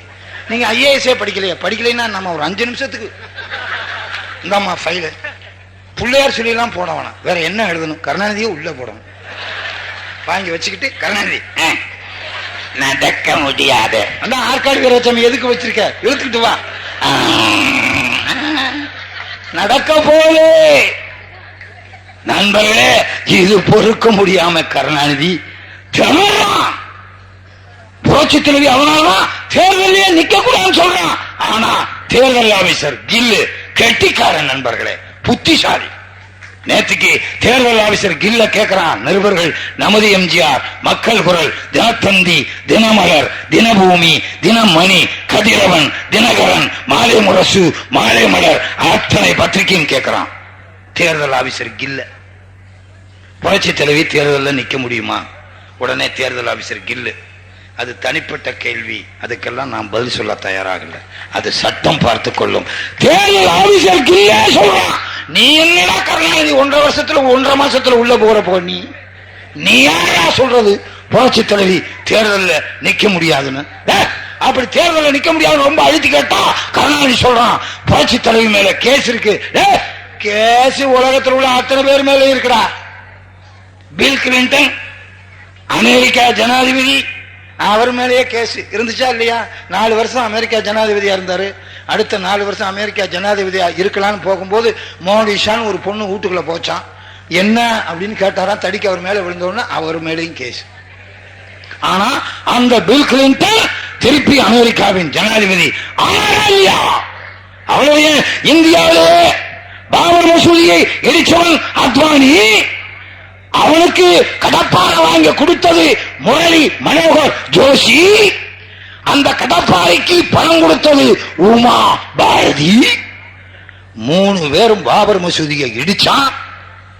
ஏண்டா இடிச்சனை இந்த வாஜ்பாய் வாயை திறந்து கேட்கல. ஒரு முஸ்லிம்களுடைய சின்னமான பாபர் மசூதியை இடிச்சிருக்கான். இந்த வாஜ்பாய் ரப்பர் வாயன் எதுன்னு கேட்கல. புத்தர் சிலை இடிச்சு விட்டானா, அதுக்கு போய் இங்க இருந்து குரல் கொடுக்கிறான். புத்தர் இங்க இருக்க முஸ்லீம்களுடைய பாபர் மசூதியை இடிச்சான், அதுக்கு வாஜ்பாய் குரல் கொடுக்கல. அந்த இடிச்ச அந்த அத்வானி மேல கேஸ். ஆனா அவன் உள்துறை அமைச்சரா இருக்கானே, முரளி மனோகர் ஜோஷி இருக்கானே, விளையாட்டுத்துறையா அந்த இடிச்ச உமாபாரதி இருக்காங்க. அவ்வளவு எங்க நண்பர்களே, அவ்வளவு. தமிழ்நாட்டுக்கு வாங்க, சினிமா நடிகர் ரோஜா மேலேயே கேஸ் இருக்கு. என்ன கேஸ்? பணத்தை வாங்கிட்டு திருப்பி கொடுக்கல. இனிமே இந்த ரோஜா சினிமாவிலேயே நடிக்க கூடாதுன்னு போத்ரான்னு ஒருத்தன் கேஸ் போட்டு 1.5 வருஷமா ஹைகோர்ட்ல இருக்கு. சினிமாவிலேயே ரோஜா நடிக்க கூடாது. அதுக்காக ரோஜா நடிக்காமல இருக்கு. போன மாசம் வரைக்கும் ரோஜா நடிச்சு 100வது படம் முடிச்சிருக்கு. அந்த ரோஜா வீட்டுக்கு இந்த சென்னை மாநகர் இந்த மு.க. ஸ்டாலின் போயிட்டு வர்றான்னா வீட்டுக்கு போயிட்டு வர்றான்னு தப்பா நினைக்காத. நீ ஏதாவது பண்ணி நம்மளை மாட்டி விட்டுறாங்க. பாராட்டிட்டு ஒரு கொத்து பூவை கொடுத்துட்டு அப்புறம் என்ன கொடுக்கணுமோ அதையும் கொடுத்துட்டு வந்திருக்கான். நீ தப்பா நினைக்காதே. அந்த ரோஜா மேலையும் கேஸ் இருக்கு, அவன் நடிச்சது. நீங்க அவ்வளவு நண்பர்களே, சென்னை மாநகர மக்களுக்கு தெரியும் RBF டி நகர்ல ராயப்பேட்டா பெனிஃபிட் ஃபண்ட். அந்த ராயப்பேட்டா பெனிஃபிட் ஃபண்ட் RBFல 1 கோடி ரூபாய் கடன் வாங்கினவன் யாரு? சரத்குமார். நீ ரெடி, நான் ரெடியா, 2 பேரும் ரெடி, தள்ளிக்கிட்டு போலான்னு போயிட்டான். எவனாவது ரெடின்னு கேட்டா போயிடாதீங்க, தள்ளிக்கிட்டே போயிருவான். அவன் இந்த RBFல 1 கோடி ரூபாய் கடன் 6 வருஷம் ஆச்சு. வட்டியோட சேர்ந்து 3 கோடி ரூபாய் திருப்பி கொடுக்கணும்னு RBF அந்த சரத்குமார் மேல நீ தேர்தலையும் நிக்க கூடாது, சினிமாவிலையும் நடிக்க கூடாதுன்னு ஹைகோர்ட்ல கேஸ். ஆனால் இந்த சரத்குமார் திருநெல்வேலியில கேஸ் இருந்தும் நின்னானா இல்லையா? தோத்தான். அது வேற விஷயம். தயவுசெய்து யோசிச்சு பார்க்கணும். தயவுசெய்து மக்களை திசைப்படுறான். நீங்க அவ்வளவு சென்னையில திருவல்லிக்கேணியில பார்த்தசாரதி கோயில் இருக்கு. அந்த கோயில்ல யானை இருக்கு. அந்த யானை மேலேயே 10 வருஷமா கேஸ் நடக்குது. 10 வருஷமா. என்ன அந்த யானைக்கு நாமம் போடுறதா, திருநூறு போடுறதா? 10 வருஷமா கேஸ் நடக்குது. அதுக்காக யானை என்ன பார்த்தசாரதி கோயிலுக்கு வராமலா இருந்துச்சு? டெய்லி வந்தது. இன்னைக்கு கூட காலையில வந்து அதாவது கொடுத்தா வாங்கிட்டு போயிடும். தயவு செய்து சொல்றேன் நண்பர்களே, நாட்டு மக்களை ஏமாற்றான் கருணாநிதி. நீங்க பார்க்கலாம், இதே சென்னைக்கு நான் தானே மேயரானு. அப்ப நிக்கும் போது தோத்தம் ஜெயிக்கிறங்கிற வேற. கருணாநிதி பயந்து போய் சந்திரபாபு நாயுடு அவன் கிருஷ்ணா தண்ணி கொடுக்கறான், அவன் டம்ளர் வாங்கினான்னு கொடுத்தான். இப்ப சொல்றான் இன்னும் கிருஷ்ணா தண்ணி வரல, வந்துருச்சுன்னு போய் சொல்றான். ஆனா வரல, வந்துருச்சுன்றான். சரி, இந்த நாட்டு முதலமைச்சர் கருணாநிதி வந்துருச்சுன்றான். அந்த கருணாநிதி நடத்துற அவன் டிவியில தயவுசெய்து யோசிக்கணும். இவன் இருக்காங்களா, நீ ரெடி நான் ரெடின்னு சரத்குமார் உட்காந்துக்கிட்டு கேள்வி கேட்கிறான் எதிரில் உள்ளவங்கிட்ட. சென்னைக்கு கிருஷ்ணா தண்ணீர் வந்துருச்சா? ஆமா இல்லை, 2க்கு பதில் சொல்லு. எதிரில் உள்ளவன் சொல்றான் இல்லை. உடனே சரத்குமார் கம்ப்யூட்டர் கிளிக் கிளிக் நக்கு நக்கு இல்லை, சென்னைக்கு கிருஷ்ணா தண்ணீர் வரவில்லை. அப்படியா, இந்தா உனக்கு 2000 ரூபாய்ன்னு இந்த அவன் கருணாநிதி நடத்துற டிவியிலேயே சென்னைக்கு கிருஷ்ணா தண்ணீர் வரலைன்னு 2000 ரூபாய் பரிசு கொடுக்குறான். ஆனா நாங்க கிருஷ்ணா தண்ணீர் வரல புரட்சி தலைவியோட இந்த தொண்டர்கள் சொன்னா எங்களை ஜெயிலுக்குள்ள போடுறேன். ஏண்டா நீ நடத்துற ஆள ஜெயிலுக்குள்ள போடு. தயவுசெய்து நண்பர்களே, கேஸ் யார் வேணும்னாலும் இருக்கலாம். அதுக்காக அப்படி தீர்ப்புன்னா இந்திய நாட்டில் 2 பேர் மேல குற்றவாளின்னு தீர்ப்பு. யார் இந்திய நாட்டில்? ஒன்னு ஒரிசா முன்னாள் முதல் மந்திரி பிஜு பட்நாயக் குற்றவாளி தீர்ப்பு சொல்லப்பட்டிருக்கிறது. அதற்கு பிறகு யார்? இந்த நாட்டிலே ஒத்தக்கண்ணு சிவராஜன் கருணாநிதி. இவன் மேல 58 கேஸ்ல சர்க்காரியாங்கிற நீதிபதி 28 கேஸ்ல இந்த கருணாநிதி குற்றவாளின்னு தீர்ப்பு சொல்லப்பட்டிருக்கிறது. அந்த 28 கேஸ்ல ஒரு கேஸ்ல எஸ் சந்திரன் சாட்சி. அங்க பயப்படுறான், அங்க பயப்படுறான். நண்பர்களே, தீர்ப்பு சொல்லப்பட்டிருக்கிறது. இவன் நிக்கலாமா? கேஸ் தான். அப்படி கேஸ்னா வாழப்பாடி மேல கூட தான் கேஸ் இருக்கு. அவன் ஊரு நன்றி மறந்தவன். இந்த மாதிரி நன்றி மறந்தவன் இந்தியாவிலே எவனுமே கிடையாது. வாழப்பாடிலாம் ஒரு கட்சியா? முனியாண்டி விலாஸ் ஹோட்டல் கூட 65 பிரான்ச் இருக்கு. வாழப்பாடிக்கு எவன் இருக்கான்? இவனே தலைவன், இவனே தொண்டன். வாழப்பாடி வாழ்க 600 பேர் கத்துறான். திரும்பி பார்த்தா எவனையுமே காணும். எப்படின்னா டேபிள் கார்டுல பதிஞ்சிட்டு வரான். அவன்லாம் ஒரு கட்சி. இங்க பாருங்க, இங்கேயே ஒரு 600 பேருக்கு மேல இருக்கும் அதிமுக. இங்கேயே இது மேடையே கொள்ளல. அதுவும் கோதண்டராமன் சத்தம் போட்டு அனுப்புறாரு. இந்த பக்கம் சேர்பாவூர் தர்மலிங்கமும் போயான். சேரே இல்லைன்னு இவர் தலையில உட்காந்துட்டார். இவன் சேர் எடுத்துட்டு வந்து ஏன் தலையில அடிக்கிறான். எதுக்குன்னா இங்கே அவ்வளவு கூட்டம். அந்த கட்சி என்ன வாழப்பாடிக்கு கூட்டம் இருக்கா? ஆனால் அப்படிப்பட்ட வாழப்பாடிக்கும் இந்தியாவிலேயே பெட்ரோல் அமைச்சர்னு அந்த பதவியை வாங்கி கொடுத்தது புரட்சி தலைவி. அது மட்டும் இல்ல, இன்னைக்கு இருக்க திமுகவை காப்பாற்றியதே புரட்சி தலைவி. நண்பர்களே, இந்த நேரத்தில் தயவுசெய்து சொல்லிக் கொள்கிறேன், கட்சி மாச்சரியம் என்று யோசிச்சு பாருங்க. இந்த சண்டாளன் மண்டவோடு வைகோ திமுக இருந்து வெளியே வரும்போது நான் உடனே திமுக இருந்து போகல, கொஞ்ச நாள் லேட் பண்ணேன். நான் ஏற்கனவே இப்படித்தான் லேட் பண்ணி நான் ஏற்கனவே அதிமுக சேர்ந்திருக்கேன்னு விட்டு தொலைச்சிட்டேன். ஏன்னு கேட்டீங்கன்னா, அன்னைக்கு நான் திமுகவில் எம்ஜிஆர் இருக்கும் போது நான் எம்ஜிஆர் ரசிகன். நீங்க கேட்கலாம், இந்த படுறா மாமா அதிமுகவுக்கு வந்த ஒண்ணு உர்றாரா கயிறேன்னு. அதை நான் பின்னால சொல்றேன். நண்பர்களே, அப்படி நான் திமுக இருக்கும்போது இந்த மண்டோட வைகோ திரும்பி போனான் மதிமுக. அப்ப நான் போகல. நான் பொள்ளாச்சிக்கு ஷூட்டிங் போறேன். என் மாப்பிள்ளை விஜயகாந்த் சொன்னா, மாமா உனக்கு ஒரு அருமையான சான்ஸ், என்ன மதிமுகவுக்கு போயிரு. அது என்ன உனக்கு அருமையான சான்ஸ் சொல்ற அப்படின்னு கேட்டேன். எம்ஜிஆர் பா. யாரு? வைகோ. இவன் எம்ஜிஆரா? இவன் கருப்பா இருக்கானே, கருப்பு எம்ஜிஆர். ஆமா, நான் அப்பவும் போல. அதுக்கு பிறகு சத்யராஜ் சொன்னாரு, மணிவண்ணன் சொன்னா. அதுக்கு பிறகு ராத்திரியில நான் என் வீட்டுல படுத்து கிடக்கும் போது 7 மணிக்கு படுத்து கிடக்கும் போது இந்த ராதாரவி வந்து, மாமா வா ஒரு இடத்துக்கு கூட்டு போவோம்னா, சரி பீச்சுக்கு தான் கூட்டு போறான்னு பார்த்தா மண்டோடு வைகோ கோயில விட்டுவிட்டு அவன் திமுக போய் சேர்ந்துட்டான். நண்பர்களே, இது எதுக்கு சொல்லணும்? அன்னைக்கு நான் திமுக. அப்ப அந்த திமுக ஆவிசை பிடிப்பதற்கு இந்த வைகோ 50,000 பேரோட திமுக ஆவிசை பிடிப்பதற்கு வந்தான். அன்னைக்கு புரட்சி தலைவி நினைச்சிருந்தா, வைகோ நீ அந்த ஆபீஸை எடுத்துக்கணும்னு சொல்லியிருப்பாங்களே.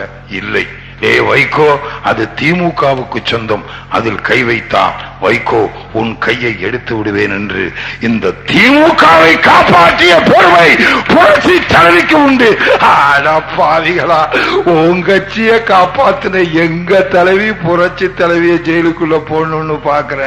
புரட்சி தலைவியினுடைய தொண்டனான இந்த எச் சந்திரனையும் இங்கே உள்ள மாவட்ட செயலாளர்களையும் இந்த வட்ட செயலாளரையும் பகுதி செயலாளரையும் ஜெயிலுக்குள்ள போடணும்னு நினைக்கிற. என்னடா நியாயம்? நன்றி மறந்தவர்களா?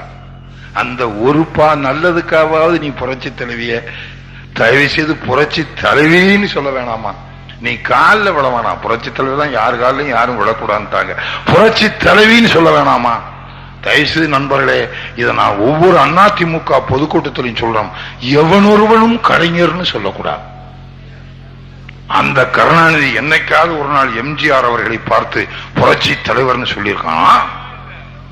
என் நீண்ட கால நண்பர், 40 ஆண்டு கால நண்பர். இதுக்கு முன்னால் என்னமோ 27 ஆண்டு கால நண்பனா இருந்த மாதிரியும், அதுக்கப்புறம் புரட்சி தலைவியே புரட்சி தலைவினே சொல்றது இல்லை. அந்த அம்மையா அதே நேரத்தில் நன்றி உள்ள தலைவன் பாட்டாளி மக்கள் கட்சி தலைவன் டாக்டர் ராமதாஸ் பாருங்க, உண்மையிலேயே பாராட்டு நண்பர்களே. அவருடைய மந்திரி பொன்னுச்சாமி சண்முகம் இன்னும் 4 வருஷத்துக்கு மந்திரி இருக்கு. பொன்னுச்சாமி பெட்ரோலிய அமைச்சர், ராஜபோகமா வாழலாம். அந்த பதவி 4 வருஷம் எனக்கு பதவி தேவையில்லைன்னு அந்த டாக்டர் ராமதாஸ் பாட்டாளி மக்கள் கட்சியினுடைய அந்த 2 மந்திரியும் ராஜினாமா செஞ்சுட்டு விறுவிறு வந்தார். போலீஸ்காரனுக்கு போனார், புரட்சி தலைவியை சந்திச்சார். சந்திச்சு கும்பிட்டுட்டு என் சகோதரி பார்த்து கொள்ளுவார். அதெல்லாம் தலைவன், அதெல்லாம் தலைவன். நீ வாழப்பாடி, நீ ஒரு நன்றி கட்டவன். உன் கூட இன்னொருத்தன் இருக்கான் மண்டவோடு வைகோ. டேய், உன்னை எல்லாம் இந்த நாட்டுக்கு அறிமுகப்படுத்தி உன்னை பெரிய ஆளாக்குனதே என் புரட்சி தலைவி அப்பா. நண்பர்களே, என் மனம் திறந்து சொல்றேன் நண்பர்களே, என்னை இன்றைக்கு பெரியாள் ஆக்குனதே புரட்சி தலைவிதானே. இந்த புரட்சி தலைவியின் புகழ்வார அதிமுகவில் பொதுக்கூட்டத்தில் பேசின காரணத்தினால்தானே திமுக காலிகள் அடிக்க வந்து இன்னைக்கு நான் பெரியாள் ஆயிருக்கேன்னா புரட்சி தலைவியினுடைய புகழ்வாழ்னதுதானே. அந்த மாதிரி கருணாநிதி கூட இருக்கிற இந்த வைகோ உனக்காக புரட்சி தலைவி எவ்வளவு உதவி செஞ்சாங்கடா, மறந்துட்டிய. இன்னைக்கு பகிரங்கமாக குற்றம் சாட்டுகிறேன். எனக்காக கொடுத்த 50 லட்சம் என்னாச்சு மிஸ்டர் வைகோ? எனக்காக கொடுக்க சொன்ன 50 லட்சம் எங்கடா மண்டவோடு வைகோ? உன் கூட இருந்தவன்லாம் இன்னைக்கு என் கூட இருக்கான் தெரிஞ்சுக்கோ. ஆனா கட்சியில் இல்ல, ஒதுங்கி இருக்கான். இந்த கூட்டத்தில் எத்தனையோ சேகர் பாபு கூட்டம் போட்டிருக்காரு. இதே கோதண்டராமன் மாவட்ட செயலாளர் பெருமதிப்புக்குரிய என் அன்பு மாப்பிள்ளை கூட்டம் போட்டிருக்காரு. இதை சொல்லியிருக்கானா? இதே சிற்பி மோகன்தாஸ் கூட்டம் போட்டிருக்காரு, சொல்லியிருக்கானா? இத நான் காலம் கடந்து சொல்வதாக நினைக்க வேண்டாம். காலம் ஒவ்வொரு வாரத்துக்கும் ஒரு குற்றச்சாட்டு சொல்லுவேன். அது உண்மையான குற்றச்சாட்டு. அதை பொறுக்க முடியாமத்தான் இந்த எஸ் எஸ் சந்திரனை எப்படியாவது உள்ள தள்ளணும்னு இந்த நன்றி மறந்த வைகோ மதிமுக அதிமுக கூட்டணிக்கு ஏற்பாடு பண்ணவுடனே இந்த சட்டாளன் நான் செஞ்ச பாவம் கொஞ்சமா நெஞ்சமா. மதிமுக அதிமுக இணைப்பு நான் தான். அவன் சொன்னான், வாயான்னு கூப்பிட்டேன் வைகோவை. நீங்க முதல்ல போய் பேசிட்டு வாங்கண்ணே. அவன் எப்பவுமே அப்படித்தான், முதல்ல ஒருத்தனை தள்ளி விட்டுருவான். நல்லா இருந்தான்னா பாராட்டிக்கிட்டு வருவான், செத்து போனான்னா துண்டோட வந்துருவான். அவன் தான் எம மாதிரி, எமன் கருப்பு கயிறோட அலைஞ்ச மாதிரி ஒரு கருப்பு துண்டோடவே அலைவான். எவனாவது மாட்டினான்னா போட்டு கழுத்தை நெரிச்சிட்டு தோளா கோலா. அந்த மூதேவியை நம்பி நான் மதிமுக அதிமுக இணைப்புக்கு புரட்சி தலைவி வீட்டுக்கு போறேன். நண்பர்களே, அன்னைக்கு நான் போனது, நான் எல்ஜி, இன்னைக்கு மதிமுகவில் மத்திய அமைச்சரா இருக்கிற செஞ்சி ராமச்சந்திரன், 3 பேர் அன்னைக்கு மதிமுக அதிமுக இணைப்புக்கு போறோம். புரட்சி தலைவி வாசல் வெளியே நின்று எங்களை வரவேற்கிறார். நீங்க பார்த்திருப்பீங்களே, அத்தனை தலைவர்களையும் வாசல் வெளியே நின்று வரவேற்கிறது புரட்சி தலைவி. அது யார் பண்பு? தந்தை பெரியார் சொல்லிக் கொடுத்த பண்பு, பேரறிஞர் அண்ணா சொல்லிக் கொடுத்த பண்பு, புரட்சி தலைவர் எம்ஜிஆர் சொல்லிக் கொடுத்த பண்பு. அந்த பண்பின் சிகரம் புரட்சி தலைவி. அன்னைக்கு சாதாரண கட்சியா இருந்த மதிமுக இன்னைக்கும் சாதாரண கட்சி தான். அன்னைக்கு அந்த எல்ஜியும் செஞ்சியும் என்னையும் வாசல் வழியா வந்து வரவேற்றாங்க. இன்னைக்கு இதே செஞ்சி ராமச்சந்திரன் மத்திய அமைச்சரா இருக்காரு, கருணாநிதி வரவேற்றாமா? ஆற்காடு வீராசாமி, துரைமுருகன் அவன் வரவேற்றுக்கிறான். இதே மதிமுக கூட்டணிக்கு பார்த்திருப்பீங்க டிவியில. அதுவும் ஆற்காடு வீராசாமி மூஞ்சிய பாருங்க, ஒரு அழிஞ்சு போன ஒரு முகம். இப்படி ஒரு முகத்தை இந்தியாவில் எவனுமே பார்க்க முடியாது. எவ்வளவு பெரிய ஓவியனா இருந்தாலும் ஆற்காடு வீராசாமி முகத்தை வரைய சொல்லிருங்க, வரையவே முடியாது. லட்சுமி சரஸ்வதினு கடவுள் படத்தை எல்லாம் வரைஞ்ச ரவி வர்மாவே வரட்டும், ஆற்காடு வீராசாமி வரைய சொல்லுங்க, தேவாங்குக்கு மார்வேஷம் போட்ட மாதிரி. எங்க வாய் இருக்கு எங்க மூக்கு இருக்குன்னே தெரியாது, மொத்தமா ஒரு உருண்டையா இருப்பான். அவனோட இன்னொருத்தன் மணிப்பரசு வாயன், துரைமுருகன். வாஜ்பாய்க்கு பிறந்தானா அவங்க அப்பனுக்கு பிறந்தானே தெரியாது. இவெல்லாம் சேர்ந்துகிட்டு மதிமுக கிண்டல் பண்ணிருக்கான் இன்னைக்கு. ஆனா நான் அன்னைக்கு மதிமுக அதிமுக கூட்டணி போகும்போது புரட்சி தலைவி எங்களை வரவேற்று ப்ளீஸ் சிட் டவுன் எங்களை. அப்ப நான் பார்த்தேன் புரட்சி தலைவி. அடடா, அப்பதான் கட்சி ரீதியா புரட்சி தலைவியை சந்திக்கிறேன். என்ன அழகு! பௌர்ணமிக்கு பெண் வேஷம் போட்ட மாதிரி புரட்சி தலைவி இந்த கூட்டத்துக்கு வந்தா நிலவு வந்த மாதிரி இருக்கும். கருணாநிதி வந்தா நம்ம வீட்டுல இடம் விழுந்த மாதிரி இருக்கும். இப்ப கூட போன மாசம் கூட புரட்சி தலைவியை பார்த்து சொன்னேன், நண்பர்களே, நான் மனசுக்குள்ள இருக்கிறத மனம் திறந்து பேசுவேன்.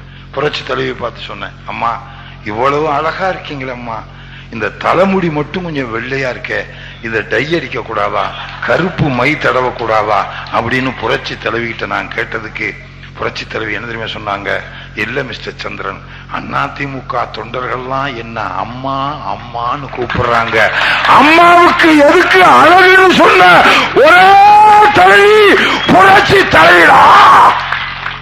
கருணாநிதி, உனக்கு மொத்தமே 6 முடி இருக்கு, அதுல 3 முடி இப்படி 3 முடி இப்படி. நீங்க நான் மனம் திறந்து சொல்றேன்னு சொன்னீங்கல்ல, என் முடி பூரா வெள்ள டை அடிச்சுட்டு வந்திருக்கேன். நானே இந்த கட்சிக்கு தலைவி என்ன அழகு, ஆனா அந்த வெள்ள முடியோட இருக்கட்டும், அதிமுக தொண்டர்களுக்கெல்லாம் நான் அம்மாவா இருக்கிற அந்த ஸ்தானம் ஒன்னே போதும்னு சொல்ற என் தெய்வ தாயே, உனக்காக என் உயிரையும் கொடுக்க தயாரா இருக்கேன் தாயே. என்னை எவ்வளவு பெரிய ஹீரோ ஆக்கிட்ட தாயே, எவ்வளவு பெரிய ஹீரோ ஆக்கிட்ட. உங்களுடைய அறிக்கைகள் நினைக்கும் போது கண்ணீர் வருகிறது நண்பர்களே. அன்பு சகோதரர் என்று சொன்னீங்களே தாயே, இது ஒண்ணு போதும். நான் அடிக்கடி சொல்லுவேன், என் அன்பு மாப்பிள்ளை கோதண்டராமன் சொல்லுவார் என் அன்பு மாமான்னு. அவருக்கு மட்டும் நான் மாமா இல்ல, உங்களுக்கு நான் மாமா தான். நீங்க நினைக்கலாம் ஆம்பளைக்கு மட்டும்தான் மாமாவா, நாங்க பொம்பளைக்கு எங்களுக்கு கேட்டுங்க, நீங்கெல்லாம் என் மருமக. கொஞ்சம் வயசு சின்ன வயசானா மருமக, கொஞ்சம் அதிகமானா அத்தை.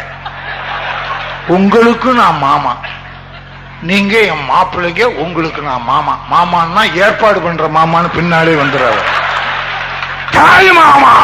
அடிக்கடி நான் கூட்டத்தில் சொல்ற மாதிரி அந்த தாய் புரட்சி தலைவி என்ற அந்த தாயோட பிறந்த அன்பு சகோதரன் என்னை அறிக்க விட்ட புரட்சி தலைவி இந்த புரட்சிவாக்கத்திலே துரைராஜ் அவர்களுக்கு ஏற்படுத்திய கூட்டத்தின் வாயிலாக உன் பாதம் தொட்டு என் அன்பான வணக்கத்தை தெரிவித்துக் கொள்கிறேன் தாயே.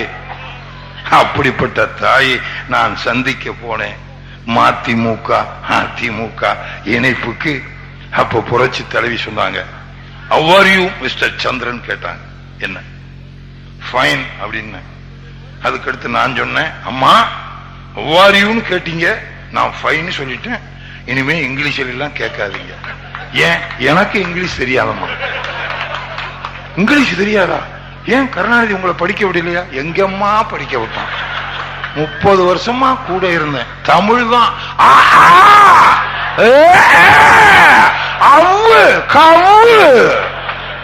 படிக்கவே விடலம்மா. திமுக தொண்டை எவனையுமே படிக்க விடாம அவன் மட்டும் அவன் குடும்பத்துல கலாநிதி, தயாநிதி, உதயநிதி, குணாநிதினு நிதி பூரா அவனையே வச்சுக்கிட்டு எங்களை டீல்ல விட்டுட்டு, அதே கலாநிதி மாற பில் கிளின்டனோட 6 மாசத்துக்கு முந்தி பம்பாயில ஹோட்டல்ல இங்கிலீஷ்ல பேசுறான். பில் கிளின்டன் இங்கிலீஷ், கலாநிதி மாற இங்கிலீஷ், பின்னால் இருக்க திமுக தொண்டை மாவாட்டிட்டு வந்ததுதான் மிச்சம். படிக்கவே விடலம்மா. புரட்சி தலைவி கேட்டாங்க, பேண்ட் எல்லாம் போட்டிருக்கீங்களே, இதெல்லாம் சும்மா ஒரு பந்தாவுக்கு ஆமா. சிரிச்சுக்கிட்டு புரட்சி தலைவி உட்காருங்க, என்ன சாப்பிடுறீங்கன்னு கேட்டாங்க புரட்சி தலைவி. புரட்சி தலைவி ஏன் இப்படி கேட்கிறாங்க? புரட்சி தலைவி தெய்வமா கொண்டாடுற பொன்மனச்செம்மல் எம்ஜிஆர் ஒருத்தரை பார்த்த உடனே கேட்கிற கேள்வி, எம்ஜிஆர் கேட்கிற கேள்வி, சாப்பிட்டீங்களா சாப்பிட்டீங்களா சாப்பிட்டீங்களா.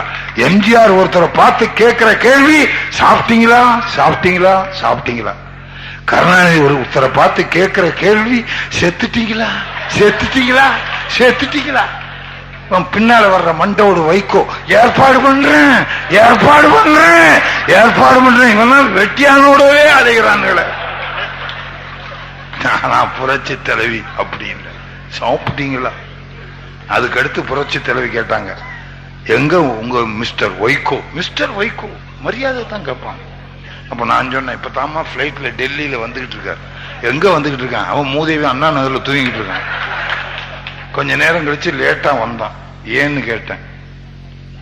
சரிண்ணா, என்கிட்ட அவன் பொய் சொல்ல முடியாது, ஏன்னா அவன் முடியும் பாட்டி சொல்ல தட்டாவில் நான் நடிச்ச மாதிரி வெள்ள முடி, அவனுக்கு டை வாங்கி கொடுத்ததே நான் தான்.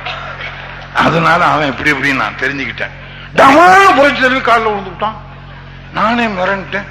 அன்னைக்கு அவர் தலைவர் ஆச்சே, அவரே காலில் விழுந்து போடும்போது நான் விடுவேனா? நான் என்ன பண்றது? சேர்ல இருந்து எந்திரிச்சேன், உட்கார்ந்தேன், எந்திரிக்கிறேன், உட்கார்றேன், எந்திரிக்கிறேன், இப்படி நீட்டுறேன். அம்மா கேட்டாங்க, என்ன மன்னிச்சுக்கங்கம்மா. இல்ல பரவாயில்ல. இல்லம்மா, அவர் கிடக்காரு, பரவாயில்ல. அப்ப புரட்சி தலை கொண்டாங்க, எழுப்புங்க. எங்க எழுப்புறது? அவன் தலை இங்க இருக்கு, கால் இன்னொருத்தன் தெருவில் இருக்கு. தலை இங்க இருக்கு, ராட்சி தியேட்டர் கிட்ட இருக்கு கால், பழைய ராட்சி தியேட்டர். எந்திரிக்கணும், எந்திரிக்க மாட்டேங்கிறான். எழுப்புனா எந்திரிச்சோன்னு அழுகிறான். ஏன்டா அழுகிறான்னா அவன் கட்சிக்கு சின்ன வேணுமா.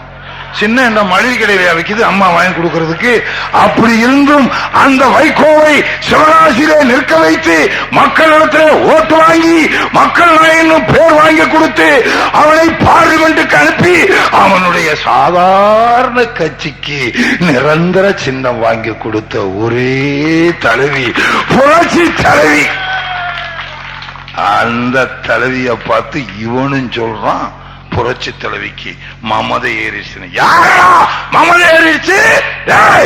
நீ பெரிய ஊழல் செய்யாத உத்தமன் என்று சொல்லிக் கொண்டிருக்கிற அந்த வைகோவை கேட்கிறேன். ஐடிசி இந்தியன் டிபோகோ கம்பெனியில 16 கோடி ரூபாய்க்கு ஊழல் பண்ணி தமிழ்நாட்டிலே அந்த புகையிலை ஏஜென்ட் நீ ஓ பையன் வையாபுரி பேர்ல போன மாசம் எடுத்திருக்கியா இல்லையா? யார்கிட்ட கதை விடுற நீ? பணப்பேய்டா, பணப்பேய். உனக்காக இந்த ஏழுமலை எத்தனை லட்சம் செலவழிச்சாண்டா? உனக்காக செத்து போன சிவா எத்தனை லட்சம் செலவழிச்சாண்டா? அந்த சிவானுடைய குழந்தை போன மாசம் அனாதையா கல்யாணம் நடந்தது. அதுக்கு போய் ஒரு 5 ரூபா மொய் வச்சிருப்பியாடா நீ?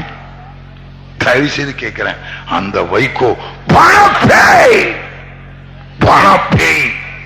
அதனாலதான் ஊர்ல உள்ள பணத்தை எல்லாம் வசூல் பண்ணிவிட்டு வை கோபால்சாமிங்கிறத வைகோன்னு மாத்திக்கிட்டான். எப்படி? பணத்தை வைகோ வைகோ வைகோ. ஆஹா ஓஹோ. இந்த வைகோ என்ன பண்ண தெரியுமா? மதிமுக அதிமுக கூட்டணியில குன்னூர்ல புரட்சி தலைவருடைய வாரிசு புரட்சி தலைவி அவர்கள் மதிமுகவுக்கு ஓட்டு போடுவதற்காக நீங்கள் எல்லாம் தயாராகுங்கள் என்று புரட்சி தலைவி குன்னூர்ல பேசும்போது நண்பர்களே உங்களுக்கு நினைவிருக்கும். அப்போது ஒருத்தன் குன்னூர்ல இருந்து ஒருத்தன் சத்தம் போட்டு கேட்கிறான், வைகோவை பற்றி பேசுங்கள் புரட்சி தலைவி கிட்ட.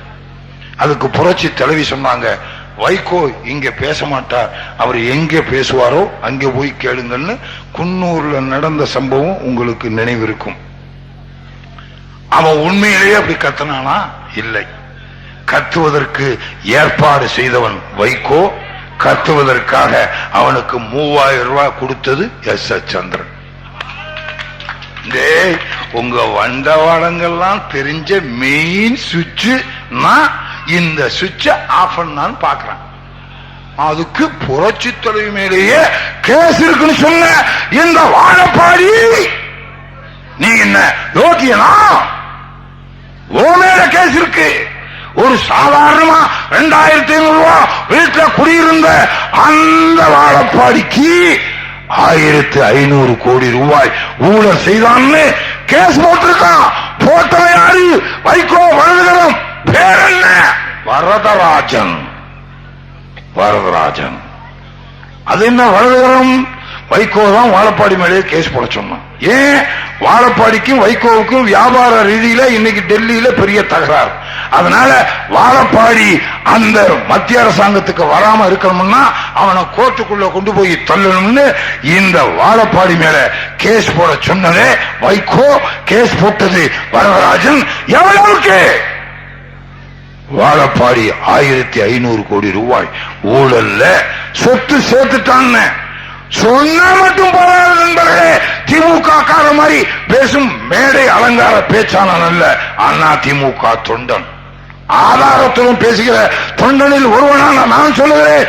அந்த வாழப்பாடி மேல 1500 கோடி ரூபாய் ஊழல். இதோ கேஸ் கட் பாரா நாய காருச்சட கரவுற சும்மா வந்து இதெல்லாம் சொன்ன என்ன தூக்கி உள்ள போடுறது. பார், அவங்க பையன் பேர்ல, அவங்க பொண்டாட்டி பேர்ல, கீப்பு பேர்ல வச்சுக்குவன், போனவன் வந்தவன் எல்லார் பேர்லயும் சொத்து வாழப்பாடி. தயவு செய்து சொல்லுகிறேன் நண்பர்களே, இது ஜெராக்ஸ். ஒரிஜினலை கொண்டு வந்தா திமுக காரன் புடிங்கிட்டு போயிருவான்னு எனக்கு தெரியும். அவன் என்ன அவனை மாதிரி ஒரு புடுங்குறவன் வேற எவனும் கிடையாது. புடுங்கியே பழக்கப்பட்டவன். நான் சொல்றது வேற, நீ நினைச்சு சிரிச்சு நம்மளை மாற்றி விட்டுறாரு. தயவுசெய்து யோசிச்சு பார்க்கணும். நீங்க எல்லாம் எவ்வளவு சந்தோஷமா சிரிக்கிறீங்க. ஏன்னா மனுஷன் சிரிக்கிறீங்க. எனக்கு விவரம் தெரிஞ்சிட்டு சிரிக்கிறீங்க. அதிமுக தொண்டர்கள்லாம் புரட்சி தலைவர் எம்ஜிஆர் வழிவந்தவர். அவர் பொன்மனச்செம்மல் புன்சிரிப்பு மன்னன். பாருங்க என்ன அழகா சிரிச்சுக்கிட்டு இருக்காருன்னு. மனிதனுக்கு சிரிப்பு வரும், மனிதர்களுடைய தெய்வம். அவர் வெளிவந்த புரட்சி தலைவியை பாருங்க என்ன அழகா சிரிச்சுக்கிட்டு இருக்காங்க. எம்ஜிஆரை உருவாக்கிய பேரறிஞர் அண்ணாவையும் பாருங்க என்ன அழகா சிரிச்சுக்கிட்டு இருக்கோம். எல்லாரும் அதே மாதிரி நீங்க சிரிக்கிறீங்கன்னா அவர் வெளிவந்தவங்க சிரிக்கிறோம். அதே நேரத்தில் நீங்க தயவுசெய்து பாருங்க, இந்தியாவில் எனக்கு தெரிஞ்சிட்டு 3 பேர் சிரிக்க தெரியாதவன். ஒருத்தன் நரசிம்மராவ். அவன் சிரிச்சு எவனா பார்த்திருக்கானா? சிரிச்சதும் கிடையாது, பார்த்ததும் கிடையாது. ஆனா நம்ம கூட கூட்டணின்னு வாரத்துக்கு ஒரு நாள் சிரிக்கிறார். இன்னைக்கு சனிக்கிழமை அன்னைக்கு, ஞாயிற்றுக்கிழமை அன்னைக்கு சிரிங்கன்னா இன்னைக்கு லீவு, சிரிக்க முடியாது.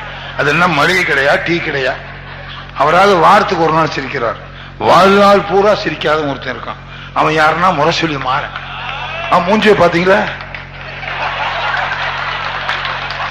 நெளிஞ்சு போன டப்பா மாதிரியே இருப்பான்.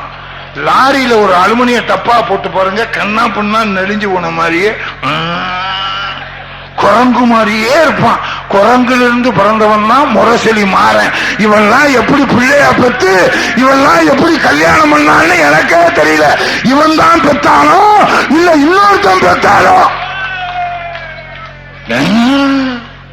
மோடி இவன்லாம் இந்தியாவுக்கு வர்த்தக அமைச்சரா இருந்தா உருப்படும் இந்த நாடு. சாதாரண ஆளா இருந்தா கவலைப்படல, வர்த்தக அமைச்சர்ல இதே வரதராஜன் இருக்காரு. போய் ஒரு 500 ரூபாய் கேட்டு பாருங்க. எப்பயா கொடுப்பேன் கேட்பாரு. அடுத்த மாசம் கொடுத்துறோம். ரைட். கேட்கும் போது நாகரிகமா கேட்கிறாரு, கொடுப்பாரு. அதை விட்டுட்டு கேட்கும் போது ஒரு 500 ரூபாய் கொடுங்க வரதராஜன், இடுப்பெல்லாம் வலிக்குது, அடுத்த வாரமோ அடுத்த மாசமோ தந்துடுறேன்னு இவர் நினைப்பாரு. இவன் என்ன வாங்கும் போதே இந்த முக்குறான், வாங்கிட்டு போகும்போதே முக்குலயே ஆட்டோவில் அடிபட்டு செத்தாலும் சார்ந்துருவான். இவனுக்கு 500 ரூபாய கொடுக்க முடியாதுன்னு சொல்லுவாரா இல்லையா? ஒரு 500 ரூபாய் கொடுக்கறதுக்கே நாகரிகமா இருக்கானு பாக்குறான். இந்த நாட்டில் வர்த்தக அமைச்சர்லாம் ஒரு நாகரிகமா முறையா ஆரோக்கியமாக இருக்கணும்.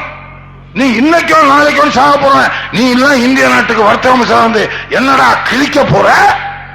தயவுசெய்து யோசிக்கணும். இவன் அப்போலோ ஆஸ்பத்திரியில் படுத்து கிடக்கானா, அதுக்கு நான் வந்து அதிமுக பொதுக்கூட்டத்தில் பேசக்கூடாமா? என்ன நியாயங்க இது? 1000 விளக்குல நம்ம அதிமுக பொதுச் செயலாளர் கூட்டம் போடுறான், அப்போலோ ஆஸ்பத்திரிக்கு எதிரில் கூட்டத்துக்கு அனுமதி கொடுத்ததே போலீஸ்காரன் தானே. நான் பேசுறேன், பேச ஆரம்பிச்சேன். நண்பர்களே, பெரியோர்களே ஒரு ஸ்லிப்பு வந்துருச்சு. இன்ஸ்பெக்டர் எழுதி கொடுத்தார். அவர் எழுதி கொடுக்கல, சொல்லி எழுதி கொடுக்கிறார். என்ன? மெதுவாக பேசுவோம். நான் கேட்டேன், ஏன்? அப்போலோ ஆஸ்பத்திரியில் முரசொலி மாறன் படுத்து கிடக்காரு, உங்க பேச்ச கேட்டா செத்தே போவாரு. அப்படியா? சாகக்கூடாது. என் பேச்ச கேட்டு சாகக்கூடாது, மெதுவா பேசுறேன்ட்டு ஜனங்கள்லாம் கத்துனாங்க, பெலமா பேசுங்க. நான் பேச மாட்டேன், இன்ஸ்பெக்டர் கேளுங்க. அவர் ஓடியே போயிட்டார். ஏன்? பாவம், அவங்க டிபார்ட்மெண்ட் எவ்வளவு கஷ்டம்னு எனக்கு தானே தெரியும். நீங்க எல்லாம் எவ்வளவு சந்தோஷமா சிரிக்கிறீங்க. சிரிக்க முடியாத ஒரே ஒரு டிபார்ட்மெண்ட் யாருன்னா போலீஸ் டிபார்ட்மெண்ட் தான். என் பேச்சை கேட்டு சிரிச்சாங்கன்னு வச்சுக்கோங்க, அவங்க டியூட்டி போயிடும். எஸ்.எஸ். சந்திரன் பேச்சை கேட்டு நீ சிரிச்சா போயிடும். அதனால அப்படி யாராவது சிரிக்கணுமா இருந்தா போலீஸ்காரங்க யாராவது சந்துக்குள்ள போய் நின்னுகிட்டு ஜிப்ப துறக்காம நின்னுகிட்டு நம்மால் பின்னாலே போய் கேட்பான், என்ன சார் தனியா நிக்கிறீங்கள, நமக்கு நாம திட்டமானு கேட்பான். நான் சொல்றது வேற, நீ நினைச்சு சிரிச்சு நம்மள மாட்டி விட்டுறாத. நான் கருணாநிதி கொண்டு வந்த நமக்கு நாமே திட்டம். பாவம் நண்பர்களே, இந்த போலீஸ்காரர் தயவு செய்து யோசிக்கிறோம். இந்த போலீசார் என்ஜிஓக்களுக்கு சம்பளம் காலையில 9 மணிலிருந்து சாயந்தரம் 5 மணி வரைக்கும் வேலை செய்யற, 8 மணி நேரம் வேலை செய்யற என்ஜிஓக்களுக்கு 4500 ரூபாய் சம்பளம்.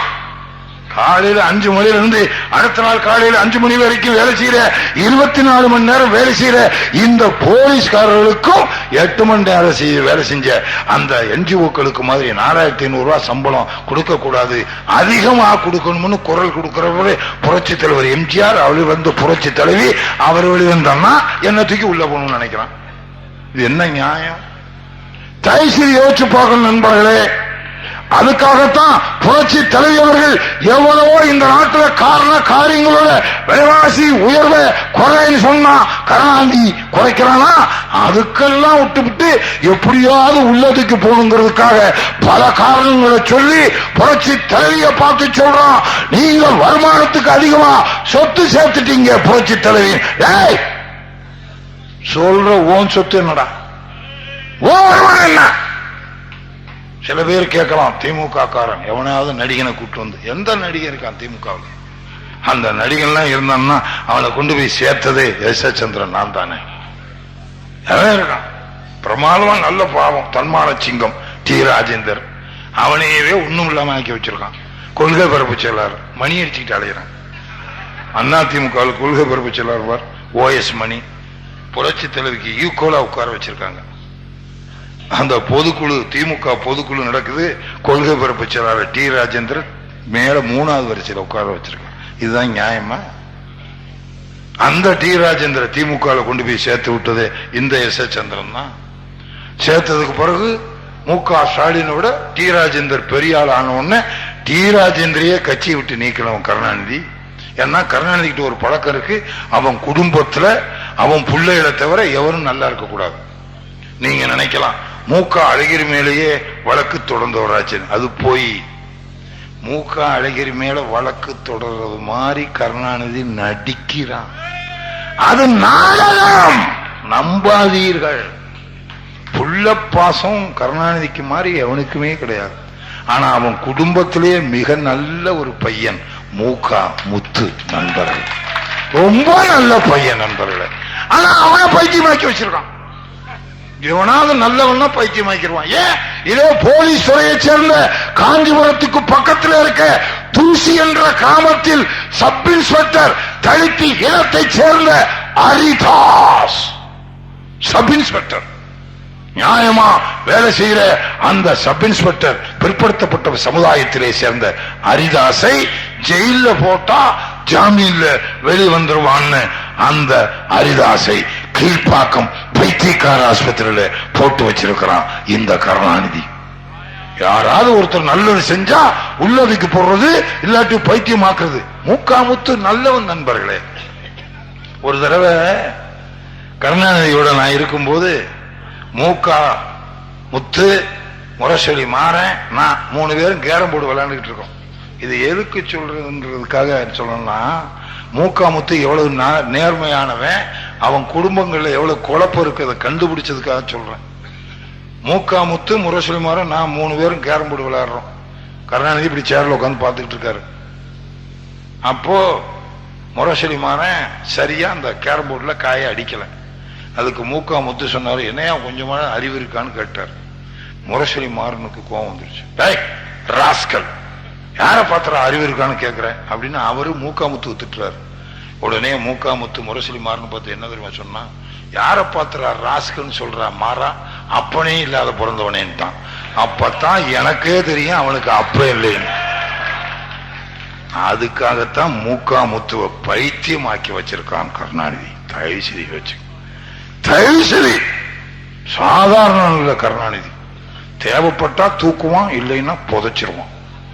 அந்த கருணாநிதி கேட்கிறான், நமது புரட்சி தலைவியை பார்த்து வருமானத்துக்கு அதிகமா சொத்து சேர்த்துனா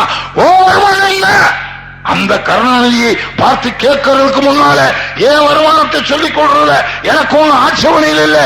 என்னுடைய பூர்வீகம் தஞ்சை மாவட்டம் நீடாமங்கலம், என்னுடைய சொந்த ஊர். வெள்ளைக்காரனை எதிர்த்து கப்பலோட்டினாலே தூத்துக்குடி வஉசி, அதே மாதிரி வெள்ளைக்காரனை எதிர்த்து சுதந்திரத்திற்காக பாடுபட்ட கட்டபொம்மன் தம்பி வெள்ளையனுக்கு அடைக்கலம் கொடுத்த அந்த சிவகங்கை மாநகரை ஆண்ட சின்ன மருது பெரிய மருது பரம்பரையிலே வந்தவன் எஸ் சந்திரன் தான். ஒன்னு சொல்றேன், இன்னைக்கு ஓப்பனா டிக்ளேர் பண்றேன், என் ஜாதிய அருவாளை தலையில வச்சு படுக்கிற ஜாதி, அருவாளை தலையில வச்சிருக்க படுக்கிற ஜாதிடா. நான் வளர்ப்பு பையன், நாடார் சமுதாயத்தில் இருக்க ஒரு வளர்ப்பு பையன், நாடார் சமுதாயத்தில் இருக்க வளர்க்கிறேன்டா. தலித்தினத்து அந்த பிற்படுத்த சமுதாயத்தில் இருக்க ஒரு பையனை வளர்த்து 6 மாசத்துக்கு முன்னால என் சொந்த செலவுல கல்யாணம் பண்ணி கொடுத்தவன்டா. எஸ் சந்திரன் சாதாரண நினைக்காத. ஏன் நான் கஷ்டப்பட்டவன்டா, நான் கஷ்டப்பட்டவன்டா கருணாநிதி, நான் கஷ்டப்பட்டவன். அது கருணாநிதி தெரியும். அப்படி கஷ்டப்பட்டு அந்த சிவகங்கையில நான் பிறந்து அந்த சிவகங்கையில சினிமாவில் நடிக்க இதே சென்னைக்கு நான் வந்தேன். நான் வரும்போது சென்னை இல்ல, மெட்ராஸ். இப்பதான் வச்சுட்டான் கருணாநிதி. சென்னை, வெண்ணெய், நெய், மோர் ரொம்ப முக்கியம். சென்னைன்னு வச்சுட்டாப்புல வீடு நிறைஞ்சு போகுதா. அரிசி விலையை குறையினா வள்ளுவனுக்கு செலவு வச்சான். அவர் என்ன ரேஷன் ஷாப்பு ஓனரா? அவருக்கு செலவு வச்சுட்டாப்புல அரிசி விலை குறைஞ்சிருமா? கேட்டா நான் தான் வள்ளுவனுக்கு பேரனா. இவன் மட்டும்தான் தமிழ் படிச்ச மாதிரியும், நம்ம எல்லாம் ஹிந்திக்காரிக்கு பிறந்த மாதிரியும். எங்க அதிமுக அந்த நிர்வாகத்தில் இருக்கிற புலவர் சங்கரலிங்கத்துக்கிட்ட உனக்கு தமிழ் பேச தெரியுமாடா? அவன் வேட்டி கட்டிய வள்ளுவன்டா. அவனுடைய அதிமுகவின் அவைத்தலைவர் டாக்டர் காளிமுத்து தமிழ் பண்டிதரா, பிஎஸ்சி பட்டம் பெற்றவன்டா, முக்குளத்து சிங்கம்டா. பேசி பாக்குறியா? என்னமோ இவன் ஒருத்தன் தான் தமிழ் மாதிரி. இந்த மெட்ராஸ சென்னைன்னு மாத்தலாம், தொலைகிறான். அப்போ மெட்ராஸா இருக்கும் போது இந்த எஸ் சந்திரன் 45 வருஷத்துக்கு முன்னால இதே சென்னை மெரினா பீச்ல காத்து வாங்க, சோத்துக்கே லாட்ரி. அப்புறம் எங்க காத்து வாங்குறது? இதே கீழ்ப்பாக்கம் கார்டன் நியூவாடி ரோட்ல நேரமில்ல நடிச்ச ரவிச்சந்திரன், அவர் என் வீடு பக்கத்துல, அவர் வசதியா இருந்தாரு. அவர் வீட்டு பக்கத்துல 25 பேர் சேர்ந்து ஒரு சின்ன வீட்டுக்குள்ள இருந்தேன். கஷ்டப்பட்டேன், லாரியில கிளீனரா இருந்தேன். ஆனா நண்பர்களே, நான் பட்ட கஷ்டம் என் எதிரிக்கு கூட வரக்கூடாது நண்பர்களே. புரட்சி தலைவரே எவ்வளவு பெரிய கஷ்டம் போட்டிருக்காருன்னு சொல்லியிருக்கார். புரட்சி தலைவர் எம்ஜிஆர் அவர்களும் அவருடைய அண்ணன் எம்ஜி சக்கரபாணி அவர்களும் சென்னைக்கு சினிமாவில் நடிக்க வரும்போது வசதி வாழ்க்கை இல்லாத நேரத்தில் சோத்துக்கு வழி இல்லாமல் செக்கெடுப்பதற்கு மாட்டுக்கு பதிலாக எம்ஜி சக்கரபாணியும் எம்ஜிஆரும் அந்த மாட்டுக்கு பதிலாக செக்கெடுத்து சோறு கூட கிடைக்காமல் புண்ணாக்கை சாப்பிட்டு பிழைப்பு நடத்தியவர் பொன்மன செம்மல் புரட்சி தலைவர் எம்ஜிஆர். அதனால எம்ஜிஆருக்கு பசினா என்னன்னு தெரிஞ்சதுனாலதான் சத்துணவு போட்டார் நண்பர்களே. அந்த எம்ஜிஆரே கஷ்டப்படும் போது நான் சாதாரண எஸ் சந்திரன் கஷ்டப்பட்டேன். அதுக்கு பிறகு 600 படத்துல நடிச்சேன். அத நீங்க எல்லாம் பார்த்திருப்பீங்க. 600 படத்துல நடிச்சு நான் வாங்கின பங்களா 3 பங்களா. நீங்க கேட்கலாம், நாளைக்கு மாப்பிள்ள கோதண்டராமனுடையோ அல்லது சேகர் பாபுடையோ சுகுமார் பாபுடையோ அல்லது வரதராஜனுடைய தர்மலிங்கத்தோடையோ அல்லது அதிமுக தொண்டனுடைய கோடம்பாக்கத்துக்கு வந்தா 3 பங்களாவா காட்டுவீங்களான்னு முடியாது. ஏன்னா 3ல 2 வித்துட்டேன். வித்துட்டோன்னு எவ்வளவு சந்தோஷம் பாருங்க. ஆக ஒன்னு எப்ப வித்தேன்னா திமுகவில் இருக்கும்போது வித்தேன். இன்னொன்னு மண்டவோடு வைகோ கிட்ட நான் தானே சென்னை மேயருக்கு நின்னேன். நான் அப்பவே சொன்னேன் அந்த வெண்ணெய் கிட்ட, வேண்டாயா இப்பதான் கருணாநிதி முதலமைச்சரா வந்து அவன் பையனே மு.க. ஸ்டாலினே மேயரா நிறுத்தி இருக்கான். ஏன்னு சொல்றீங்க? ஏன்னா என்னது? சென்னைக்கு மேயர் உங்களை சென்னை வாசிகள் உங்களுக்கு தெரியும். 1 வருஷத்துக்கு ஒரு மேயர் தானே. 5 வருஷம்னா 5 மேயர். ஆப்போ அரசு, சிட்டிபாபு, மைனர் மோசஸ், முனிசாமி, வேலூர் நாராயண, சத்தியமூர்த்தி இப்படி எல்லாம் இருந்திருக்காங்களே. 1 வருஷத்துக்கு ஒரு மேயர் தானே. 5 வருஷத்துக்குன்னா 5 மேயர். ஆனா கருணாநிதி 5 வருஷத்துக்குமே சேர்த்து ஒரே மேயர் மு.க. ஸ்டாலின் சட்டத்தை திருத்தி நிறுத்தி வைக்கிறான். இதுல கொண்டு போய் மண்டவோடு வைக்கோ என்ன மாட்டி வைக்கிறான். நான் அப்பவே சொன்ன வேண்டாம் ஐயா அண்ணே, நீங்க நிக்கலைன்னா நம்ம கட்சி மானம் போகுமேன்னா. நான் சொன்னேன் நின்னா என் வீடு போயிருமே. என்ன போயிருச்சு. என் வீட்டை வித்துவிட்டு அந்த வைகோ வாஜ்பாய்க்கு ரூபாய் ஆகிட்டான். இன்னைக்கு இந்த எஸ் சந்திரனுக்கு என்ன சொத்து?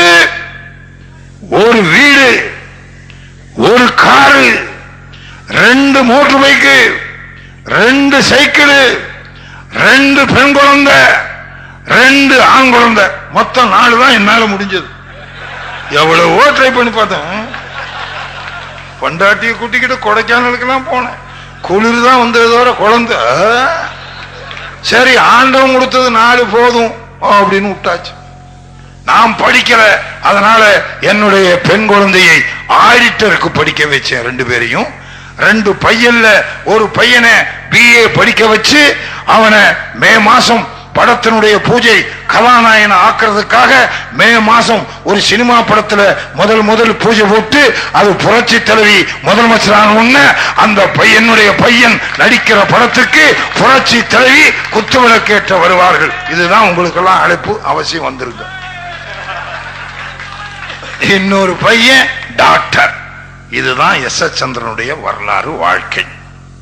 மிஸ்டர் கருணாநிதி, நீங்க திருவாரூர்ந்து வரும்போது வள்ளுவர் கோட்டத்திலிருந்து தேரோட வந்துட்டீங்களா? இல்ல 50 அம்பாசிடர் காரோட வந்துட்டீங்களா? கருணாநிதி மெட்ராஸுக்கு வரும்போது போட்டுக்க ஜட்டிலாம் வந்தவன். நீங்க கேட்கலாம், அது எப்படி நீங்க பாத்தீங்களான்னு. அது என்ன தாஜ்மஹாலா? நான் போய் பார்க்கறேன். பார்த்தவன் சொன்னான் உள்ள ஒண்ணு இல்லைன்னு. சரி போன்னு விட்டுட்டேன். அந்த கருணாநிதி சென்னைக்கு வரும்போது கதவசனம் எழுத வந்தாரு. அந்த கண்ணதாசன் அவர் கூட வந்தாரு பாட்டு எழுத. 2 பேரும் வால்டாக்ஸ் ரோட்ல ஒற்றவாட தியேட்டருக்கு எதிரில் 10 ரூபா வாடகையில குடியிருந்தாரு. அந்த 10 ரூபா வாடகை கூட கருணாநிதினால கொடுக்க முடியாது, கண்ணதாசன் தான் கொடுத்துக்கிட்டு இருப்பாரு. அந்த 10 ரூபா வாடகையில கொடுக்கும் போது கூட அந்த கண்ணதாசன் ராத்திரி 10 மணிக்கு படுத்து கிடக்கும் போது கண்ணதாசன் டிராயரை உருவி இந்த கருணாநிதி போட்டுக்கிட்டு நைட்டு 10 மணிக்கு வெளியே வர்றான். எங்க டீ குடிக்கவா? கிடையாது. அந்த வெளியில 50 வயசுல ஒரு பொம்பளை போகுது. அவளுக்கு எய்ட்ஸ் பிடிச்ச பொம்பளை இவன் கூப்பிடுறான். ஒரு விஷயம் தெரியுமா? அந்த பொம்பளை யாரு? பம்பாயில ரெட் லைட் ஏரியாவில் இருந்தவ. பம்பாயில அரசாங்க அனுமதியோட அங்க நடக்குது. அங்கே வியாதி உள்ள பொம்பளை இருக்கக்கூடாதுன்னு சட்டமா. இவ வியாதி உள்ள பொம்பளை எய்ட்ஸ், இவளை பிடிக்கிறான் கருணாநிதி. ஒரு விஷயம் தெரியுமா? தமிழ்நாட்டில் எய்ட்ஸை பரப்புனதே யாரு? கருணாநிதி தான். உண்மைதான், நீங்க நம்பலன்னு நமக்கு என்ன. 1989 நாட்டுக்கு முதலமைச்சராக கருணாநிதி எப்படி ஆனா? நமக்குள்ள உள்ள பிரிவினையினாலதான். அதனால உங்க அதிமுக தொண்டர்களே, உங்கள் கால் தொட்டு கெஞ்சி கேட்டுக் கொள்கிறேன், நமக்குள்ள பிரிவினையே வேண்டாம் நண்பர்களே, தயவு செய்து கேட்கிறேன். 89 பிரிஞ்ச காரணத்தினால இந்த கருணாநிதி முதலமைச்சராகி அப்பவும் விலைவாசியை குறைச்சானா? அவன் என்னைக்குமே குறைக்க மாட்டான். பம்பாயில ரெட் லைட் பெண்கள் 16 பெண்கள் இருக்காங்க. அவங்கள ஒரு மீட்டி வர்றாராம். எங்க? சென்னையில கலைவாணர் ரங்கத்துல விழா. தலைவர் யாரு? கருணாநிதி. வரவேற்பு யாரு? நான் தான். நான் செஞ்ச பாவம் கொஞ்சமா நெஞ்சமா. முன்னிலை யாரு? ஒன்வே ஆற்காடு வீராசாமி. ஒன்வேன்னா அவனுக்கு இந்த காது கேட்கவே கேட்காது. நாளைக்கு ஆற்காடு வீராசாமி இங்க வந்தான்னு வச்சுக்கோங்க, ஒரு 10 பேர் போய் உன் பொண்டாட்டியை கூட்டிட்டு போட்டுமான்னா சரின்றுவான். ஆமா, அவன் தான் ஆற்காடு வீராசாமி தான். இப்போ கருணாநிதியை இழுத்துக்கிட்டு அலையிறான். வாங்க தலைவா, எங்கேயா கிட்டு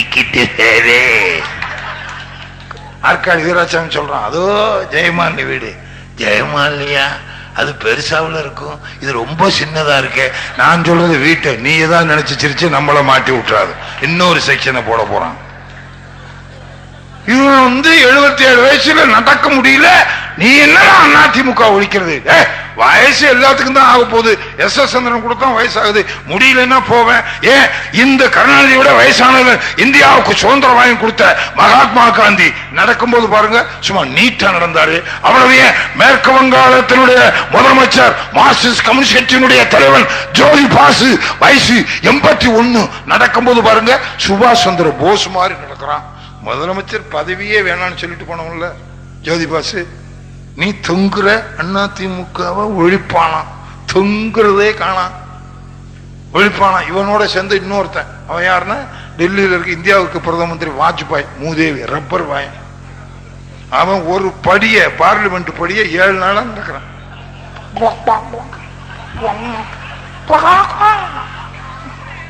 நார்வே அமைச்சர் வந்தார், இது யாரியா ஒரு படியை 7 நாளா நடக்கிறான்?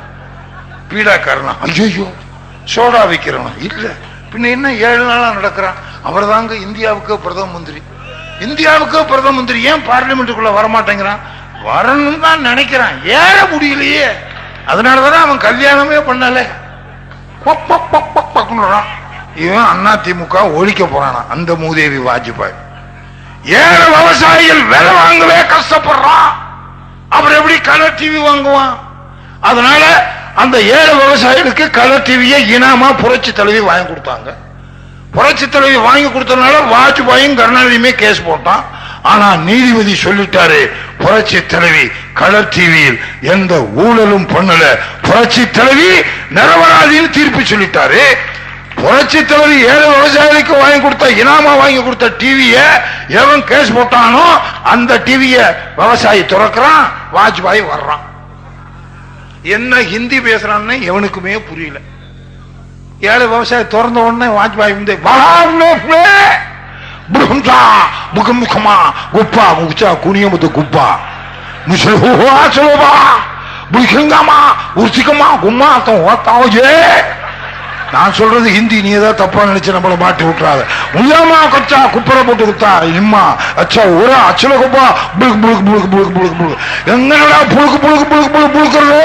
கருணாநிதி கிட்ட கொண்டு போய் புழுக்கு புழுக்கு புழுக்கு புழுக்கு புழுக்குறா. வாஜ்பாய் வாயப்படும் நல்லா பண்ணி பீதிங்கிற மாதிரியே ஒரு வாய். அதிமுக ஒழிக்க போறானா? ஒரு அப்பளத்தை கொடுத்து பாருங்க, கடிச்சு திங்கிறான. அரை மணி நேரமா தண்ணிக்குள்ள ஊற போட்டு திங்கிறான். இப்பதான் ஒப்பத்தான் மீதி அப்பளம் எங்கன்னா பிரிச்சுக்குள்ள வச்சிருக்கான. இவன் தான் எப்படின்னா இன்னொருத்தன் இருக்கான், அவன் பேர் என்னன்னா அத்வானி. பேரை பாருங்க, அத்வானி தட்டுவானி. ஒரு பல்லு வருத்தம் தொலைக்கிட்டே இருந்தான். என்னையான்னு கேட்டேன். அத்வானி பல்லு. அத்வானி பல்லு நீ என்ன தொலைக்கிற? அத்வானி போய் அரை மணி நேரம் ஆச்ச. போனா என்ன, அத்வானி சாமான் பூரா நான் தான் வச்சிருக்கேன்றான். நான் சொல்றது வேற, நீ நினைச்சு சிரிச்சு நம்மள மாட்டி விட்டுறாத. சாமான்னா பேனா பேப்பர். இவெல்லாம் அதிமுக ஒழிக்க போறானா? இதுல பிஜேபி இளைஞர்களா? பிஜேபியே நட்டு கரண்டு போன பேசுங்களா இருக்கானுங்க. ஏன்னா பிஜேபியில இளைஞர் இங்க பாருடா வரிசையா உட்காந்துருக்கோம். இன்னைக்கு மாப்பிள்ள கோதண்டராம் கிட்ட விட்டா கூட நக்மா கூட 3 டிக்கெட்டு விடிய விடிய பாடுவார். அதுக்காக சுகுமார் பாபு எனக்கு ஒண்ணும் இல்லையான்னு கேட்கலாம். நீங்க சிம்ரான் எடுத்துக்கங்க. இவரு கேட்கலாம், நான் தான் கூட்டம் பண்ணது, எனக்கு ஏற்பாடு இல்லையா? மீனாவை எடுத்துக்க. யாரு வேணாம்னா என்னதான் தெரியுது? சேகர் பாபு சொல்லுவார், எனக்கு ஒண்ணுமே இல்லையான்னு. யூஸ் பண்ணதை யூஸ் பண்ணுங்க, இல்லாட்டி புதுமுக அறிவும் பண்ணிக்கிறீங்க. நமக்கு என்ன வந்துச்சு பாரு எப்படி உட்கார்ந்து இருக்காங்கன்னு. இது இல்ல அதிமுக ஜம்முன்னு இருக்கான். நீ இதை விட்டு விட்டு நட்டு கலண்டவன் ஒண்ணும் இல்லாதவன் எல்லாம் பிஜேபி. இதுல இளைஞரா? நான் திருவண்ணாமலைக்கு 10 நாளைக்கு முன்னாடி கூட்டத்துக்கு போறேன். ஒரு கான்ஸ்டபிள் என்ன நிறுத்தி விட்டார், போலீஸ்காரன். நிறுத்தின உடனே கண்ணாடி இறக்குங்கன்னார். போலீஸ்காரன் இறக்குன டக்குன்னு ஒன்னு அடிச்சார். அடிச்சுட்டு போயிட்டு வாங்க. அப்பவே தெரிஞ்சுக்கிட்டேன் ஒரு விஷயம் தெரியுமா? என்னைக்கு போலீஸ்காரர் கூப்பிட்டு நம்ம சல்யூட் அடிக்கிறாரோ அன்னைக்கே அதிமுக வரப்போகுதுன்னு அர்த்தம். இப்ப கூப்பிட்டு சல்யூட் அடிக்கிறாங்கன்னா அதிமுக வரப்போகுதுன்னு அர்த்தம். இதே போலீஸ் போன வருஷம் கூப்பிட்டு குண்டிலே அடிச்சான். செய்வியா நீ? நான் இல்ல சார், கொன்னுருவேன் நீ. ஆக அந்த போலீஸ் இப்ப கூப்பிட்டு சல்யூட் அடிக்கிறான். இதை நேற்றுக்கு கோர்ட்டுக்கு வரும்போது கோதண்டராமனை பாருங்க, ஒரு போலீஸ்காரனை வச்சுட்டு என்னன்னு தனியா கேட்டேன். நம்மளை கொஞ்சம் கவனிச்சுக்குங்க சார். பணமா? பணம் வேணாம், பின்ன ஏட்டையாவா இருக்க இன்ஸ்பெக்டர் ஆக்கிருங்க. நான் சொன்ன உன்னை ஐஜியாவே ஆக்குறேன், கவலைப்படாது. அந்த அளவுக்கு ஆகி போச்சு. அந்த போலீஸ்கார சல்யூட் அடிச்சுட்டு கொஞ்சம் ஓரத்தில் நெல்லுங்க. என்ன சார் இவ்வளவு மரியாதை கொடுத்தீங்க, அப்புறம் ஓரத்தில் நிக்க சொல்லுங்க. அது ஒண்ணு இல்ல சார், ஒரு இளமுலாம் இந்த பிஜேபி யாரோ இளைஞரணி தலைவர் வர்றானா, கொடியேற்றுறானா, எனக்கு ஆச்சரியமா போச்சு. பிஜேபியில இளைஞரா தலைவர் வர்றானா, அவன் யாருன்னு பாத்துருட்டு நானு நின்னா. இப்பொழுது பிஜேபி இளைஞரணி தலைவர் கொடியேற்றுவார். அதோ வந்து விட்டா பிஜேபி இளைஞரணி தலைவர். வயசு எத்தனை? 97. அவரு இளைஞரா. அவன்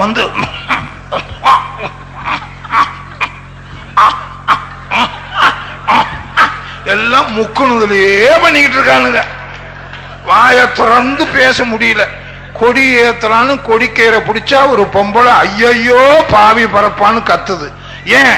கொடிக்கயிறை பிடிக்கிறதுக்கு போல அந்த பொம்பளை தாலிக்கயிறை பிடிச்சு விட்டான்.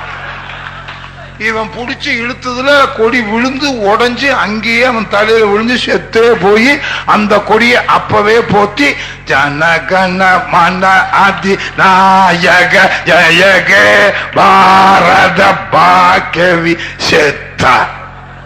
பிஜேபி இறங்கிறான். பார்லிமெண்ட்ல நான் தேர்தல் எல்லாம் ஓட்டு கேட்டேன். பிஜேபிக்கு ஓட்டு போடுங்கன்னு சொன்னா ஒருத்தன் சொல்றான், யாரு? பிஜேபி பன்னீர்தாஸுக்கான்றான். யோ, பிஜேபி வேற பிஜேபி வேறையா? ரெண்டு பேரும் அண்ணன் தம்பிங்களான்னு கேட்கிறான். பிஜேபி யாரு பிஜேபி யாருன்னு தெரியாது இந்த நாட்டுல. பிஜேபியை தமிழ்நாட்டுக்கு அறிமுகப்படுத்திய ஒரே தலைவி புரட்சி தலைவி. இந்த மண்டவோடு வைக்க சொல்றான். அந்த பிஜேபி பேரை சொல்லித்தான் நம்ம ஜெயிச்சோமா. எப்படி இருக்கு பாருங்க நிலைமை. இந்த பிஜேபியும் ஒழிக்க முடியாது நம்மள, இந்த கருணாநிதியும் ஒழிக்க முடியாது. இந்த கருணாநிதி இன்னைக்கு இருக்க கருணாநிதி அன்னைக்கு திருவாரூர்ந்து வந்து அந்த கண்ணதாசனை படுக்க போட்டுட்டு அந்த கருணாநிதி எய்ட்ஸ் பிடிச்ச பொம்பளைய பிடிச்சு கட்டி பிடிக்கிறான். அந்த பொம்பளை சொன்னிச்சு துட்டு. இவன் உடனே கருணாநிதி துட்டா எனக்கு பின்னால கண்ணதாசன் ஒருத்தன் வருவான், அவன் தான் என் கேசியர். இவருக்கு அவர் கேசியரான். அந்த பொம்பளையும் நம்பிருச்சு. நண்பர்களே, எனக்கு விவரம் தெரிஞ்சிட்டு மளிகை கடையில கடை வைக்கலாம், டீ கடையில கடை வைக்கலாம், ஒரு பொம்பளை கிட்ட கடை வச்ச ஒரே ஆளு இந்த கருணாநிதி. அப்படி 10 நிமிஷம் சந்தோஷமா இருந்துட்டு கருணாநிதி போய் திண்ணையில தூங்கிட்டான். இந்த பொம்பளை பாக்கி வசூல் பண்றதுக்காக நின்றுட்டு இருக்கு. கண்ணதாசன் வர்றாரு கருணாநிதியை தேடி, கருணாநிதியை காணாம்.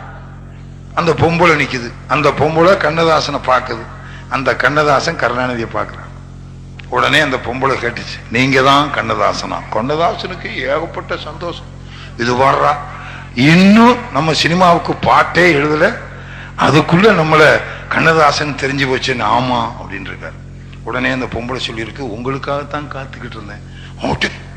நமக்காக ஒரு பொம்பளை காத்துக்கிட்டு இருக்கா, அவரும் ஒரு ஆம்பளை தானே, வெறுன்னு அந்த பொம்பளையை போய் கட்டி பிடிக்க போயிருக்காரு. அந்த பொம்பளை சொல்லியிருக்கு, துட்டு. என்னது துட்டா? நான் இன்னும் கட்டியே பிடிக்கலையே. நீ கட்டி பிடிக்கலையா? ஏற்கனவே ஒருத்தன் கட்டி பிடிச்சிட்டானே. அது யாரு? ஏதோ திண்ணையில படுத்திருக்கான் பாருன்னு பார்த்தா கருணாநிதியை காமிச்சிருக்கு. கண்ணதாசன் பதறிட்டார். அவன் இங்கேயும் வந்து கடன் வச்சுட்டானா அப்படின்றது. திண்ணையில படுத்து கிடந்த அந்த கருணாநிதிக்காக கண்ணதாசன் அந்த பொம்பளை கிட்ட பணத்தை கொடுத்துவிட்டு அந்த பொம்பளைய கண்ணதாசன் கட்டி பிடிக்க போகும்போது ஒரு போலீஸ்காரன் கண்ணதாசன் கையை கப்புன்னு பிடிச்சு விட்டான். அப்பதான் கண்ணதாசன் பாட்டு எழுதினாராம். அவனுக்கு என்ன தூங்கி விட்டான் அகப்பட்டவன் நான் அல்ல ஒண்ணு. அன்னைக்கு தான் இந்த கண்ணதாசன் பாட்டு எழுதினார். இப்படி வந்த அந்த கருணாநிதி, நீ என்ன திருவாரூர்ல பெரிய டாடா பிர்லா குடியிருந்த கட்டி கொடுத்த வீட்டுல குடியிருந்தியா? சாதாரண நிலைமையில இருந்த அந்த கருணாநிதி திருவாரூர்ல திருக்கோவிலே ஒரு சாதாரண குடிசை தெருவில் இருந்தார். ஒரு சாதாரண தெருவில் இருந்த இந்த கருணாநிதி தான் இன்னைக்கு டாடா பிர்லா மாதிரி வேஷம் போட்டுக்கிட்டு இருக்க இந்த தெருவில் திருவாரூர்ல குடியிருந்தார். நீங்க கேட்கலாம் நண்பர்களே, கருணாநிதி குடியிருந்த வீட்டை காட்டுங்கன்னா கருணாநிதி குடியிருந்த தெருவை காட்டுங்கன்னு. நானும் சினிமாக்காரன் தானே, சீன் பை சீன் தானே காட்டுவேன். இந்த தெருவிலே குடியிருந்த இந்த கருணாநிதி, இதோ நண்பர்களே, கருணாநிதி 60 வருஷத்துக்கு முன்னாலே வாழ்ந்த வீடு இன்னைக்கு திருவாரூர் திருக்குவளையிலே இருக்கிறது. இந்த வீட்டை 60 வருஷத்துக்கு முன்னால வாங்கினது கருணாநிதி அப்பா முத்துவேலர். எவ்வளவுக்கு? 5000 ரூபாய்க்கு வாங்கினார். 3000 ரூபாய் கொடுத்துட்டான். இன்னும் 2000 ரூபாய் பாக்கி. கருணாநிதி அப்ப வீட்டுக்கு பாக்கி, கருணாநிதி அந்த பொம்பளைக்கு பாக்கி. அதுக்கு பிறகு கருணாநிதி கதவசனம் எழுதி வாங்கின வீடு நண்பர்களே, இதோ அந்த வீட்டுக்கு பக்கத்திலே இன்னொரு வீடு. தயவு செய்து யோசிச்சு பாருங்க. இந்த வீடு 2 வீடும் உங்களுக்கு தெரியட்டுங்கிறதுக்காகத்தான் 2 வீடையும் போட்டோகிராஃபர் எடுத்திருக்காங்க. அதுக்கு பிறகு இதோ நண்பர்களே, கருணாநிதி வாங்கி வாழ்ந்த வீடு. இந்த வீட்டுலதான் மூகா முத்து பிறந்தார். இந்த வீட்டில்தான் மூகா அழகிரி பிறந்தாரு. இந்த வீட்டில்தான் மூகா ஸ்டாலின் பிறந்தாரு. இந்த வீட்டில்தான் மூகா தமிழரசு பிறந்தாரு. இந்த வீட்டில்தான் மூகா செல்வி பிறந்தாங்க. இந்த வீட்டில்தான் முரசொலி மாறன் பிறந்தாரு. இந்த வீட்டில்தான் முரசொலி சொர்ணம் பிறந்தாரு. இந்த இன்னைக்கு சென்னையில எப்படி வந்துச்சு 4 மாடி கட்டடம்?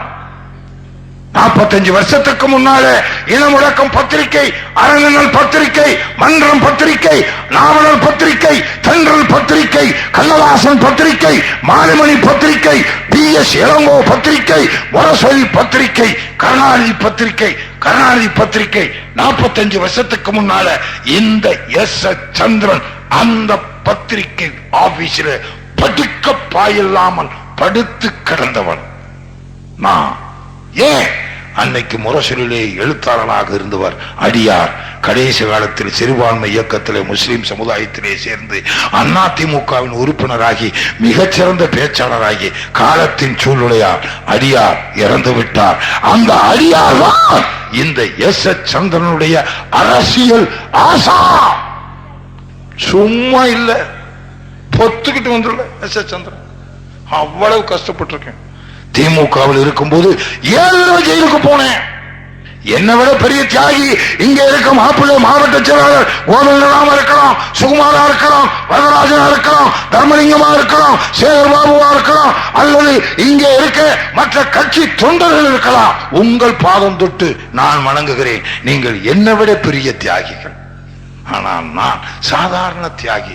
திமுகவில் இருக்கும்போது 7 தடவை ஜெயிலுக்கு போயிருக்கிறேன். இது எதுக்கு சொல்லுகிறேன் நண்பர்களே?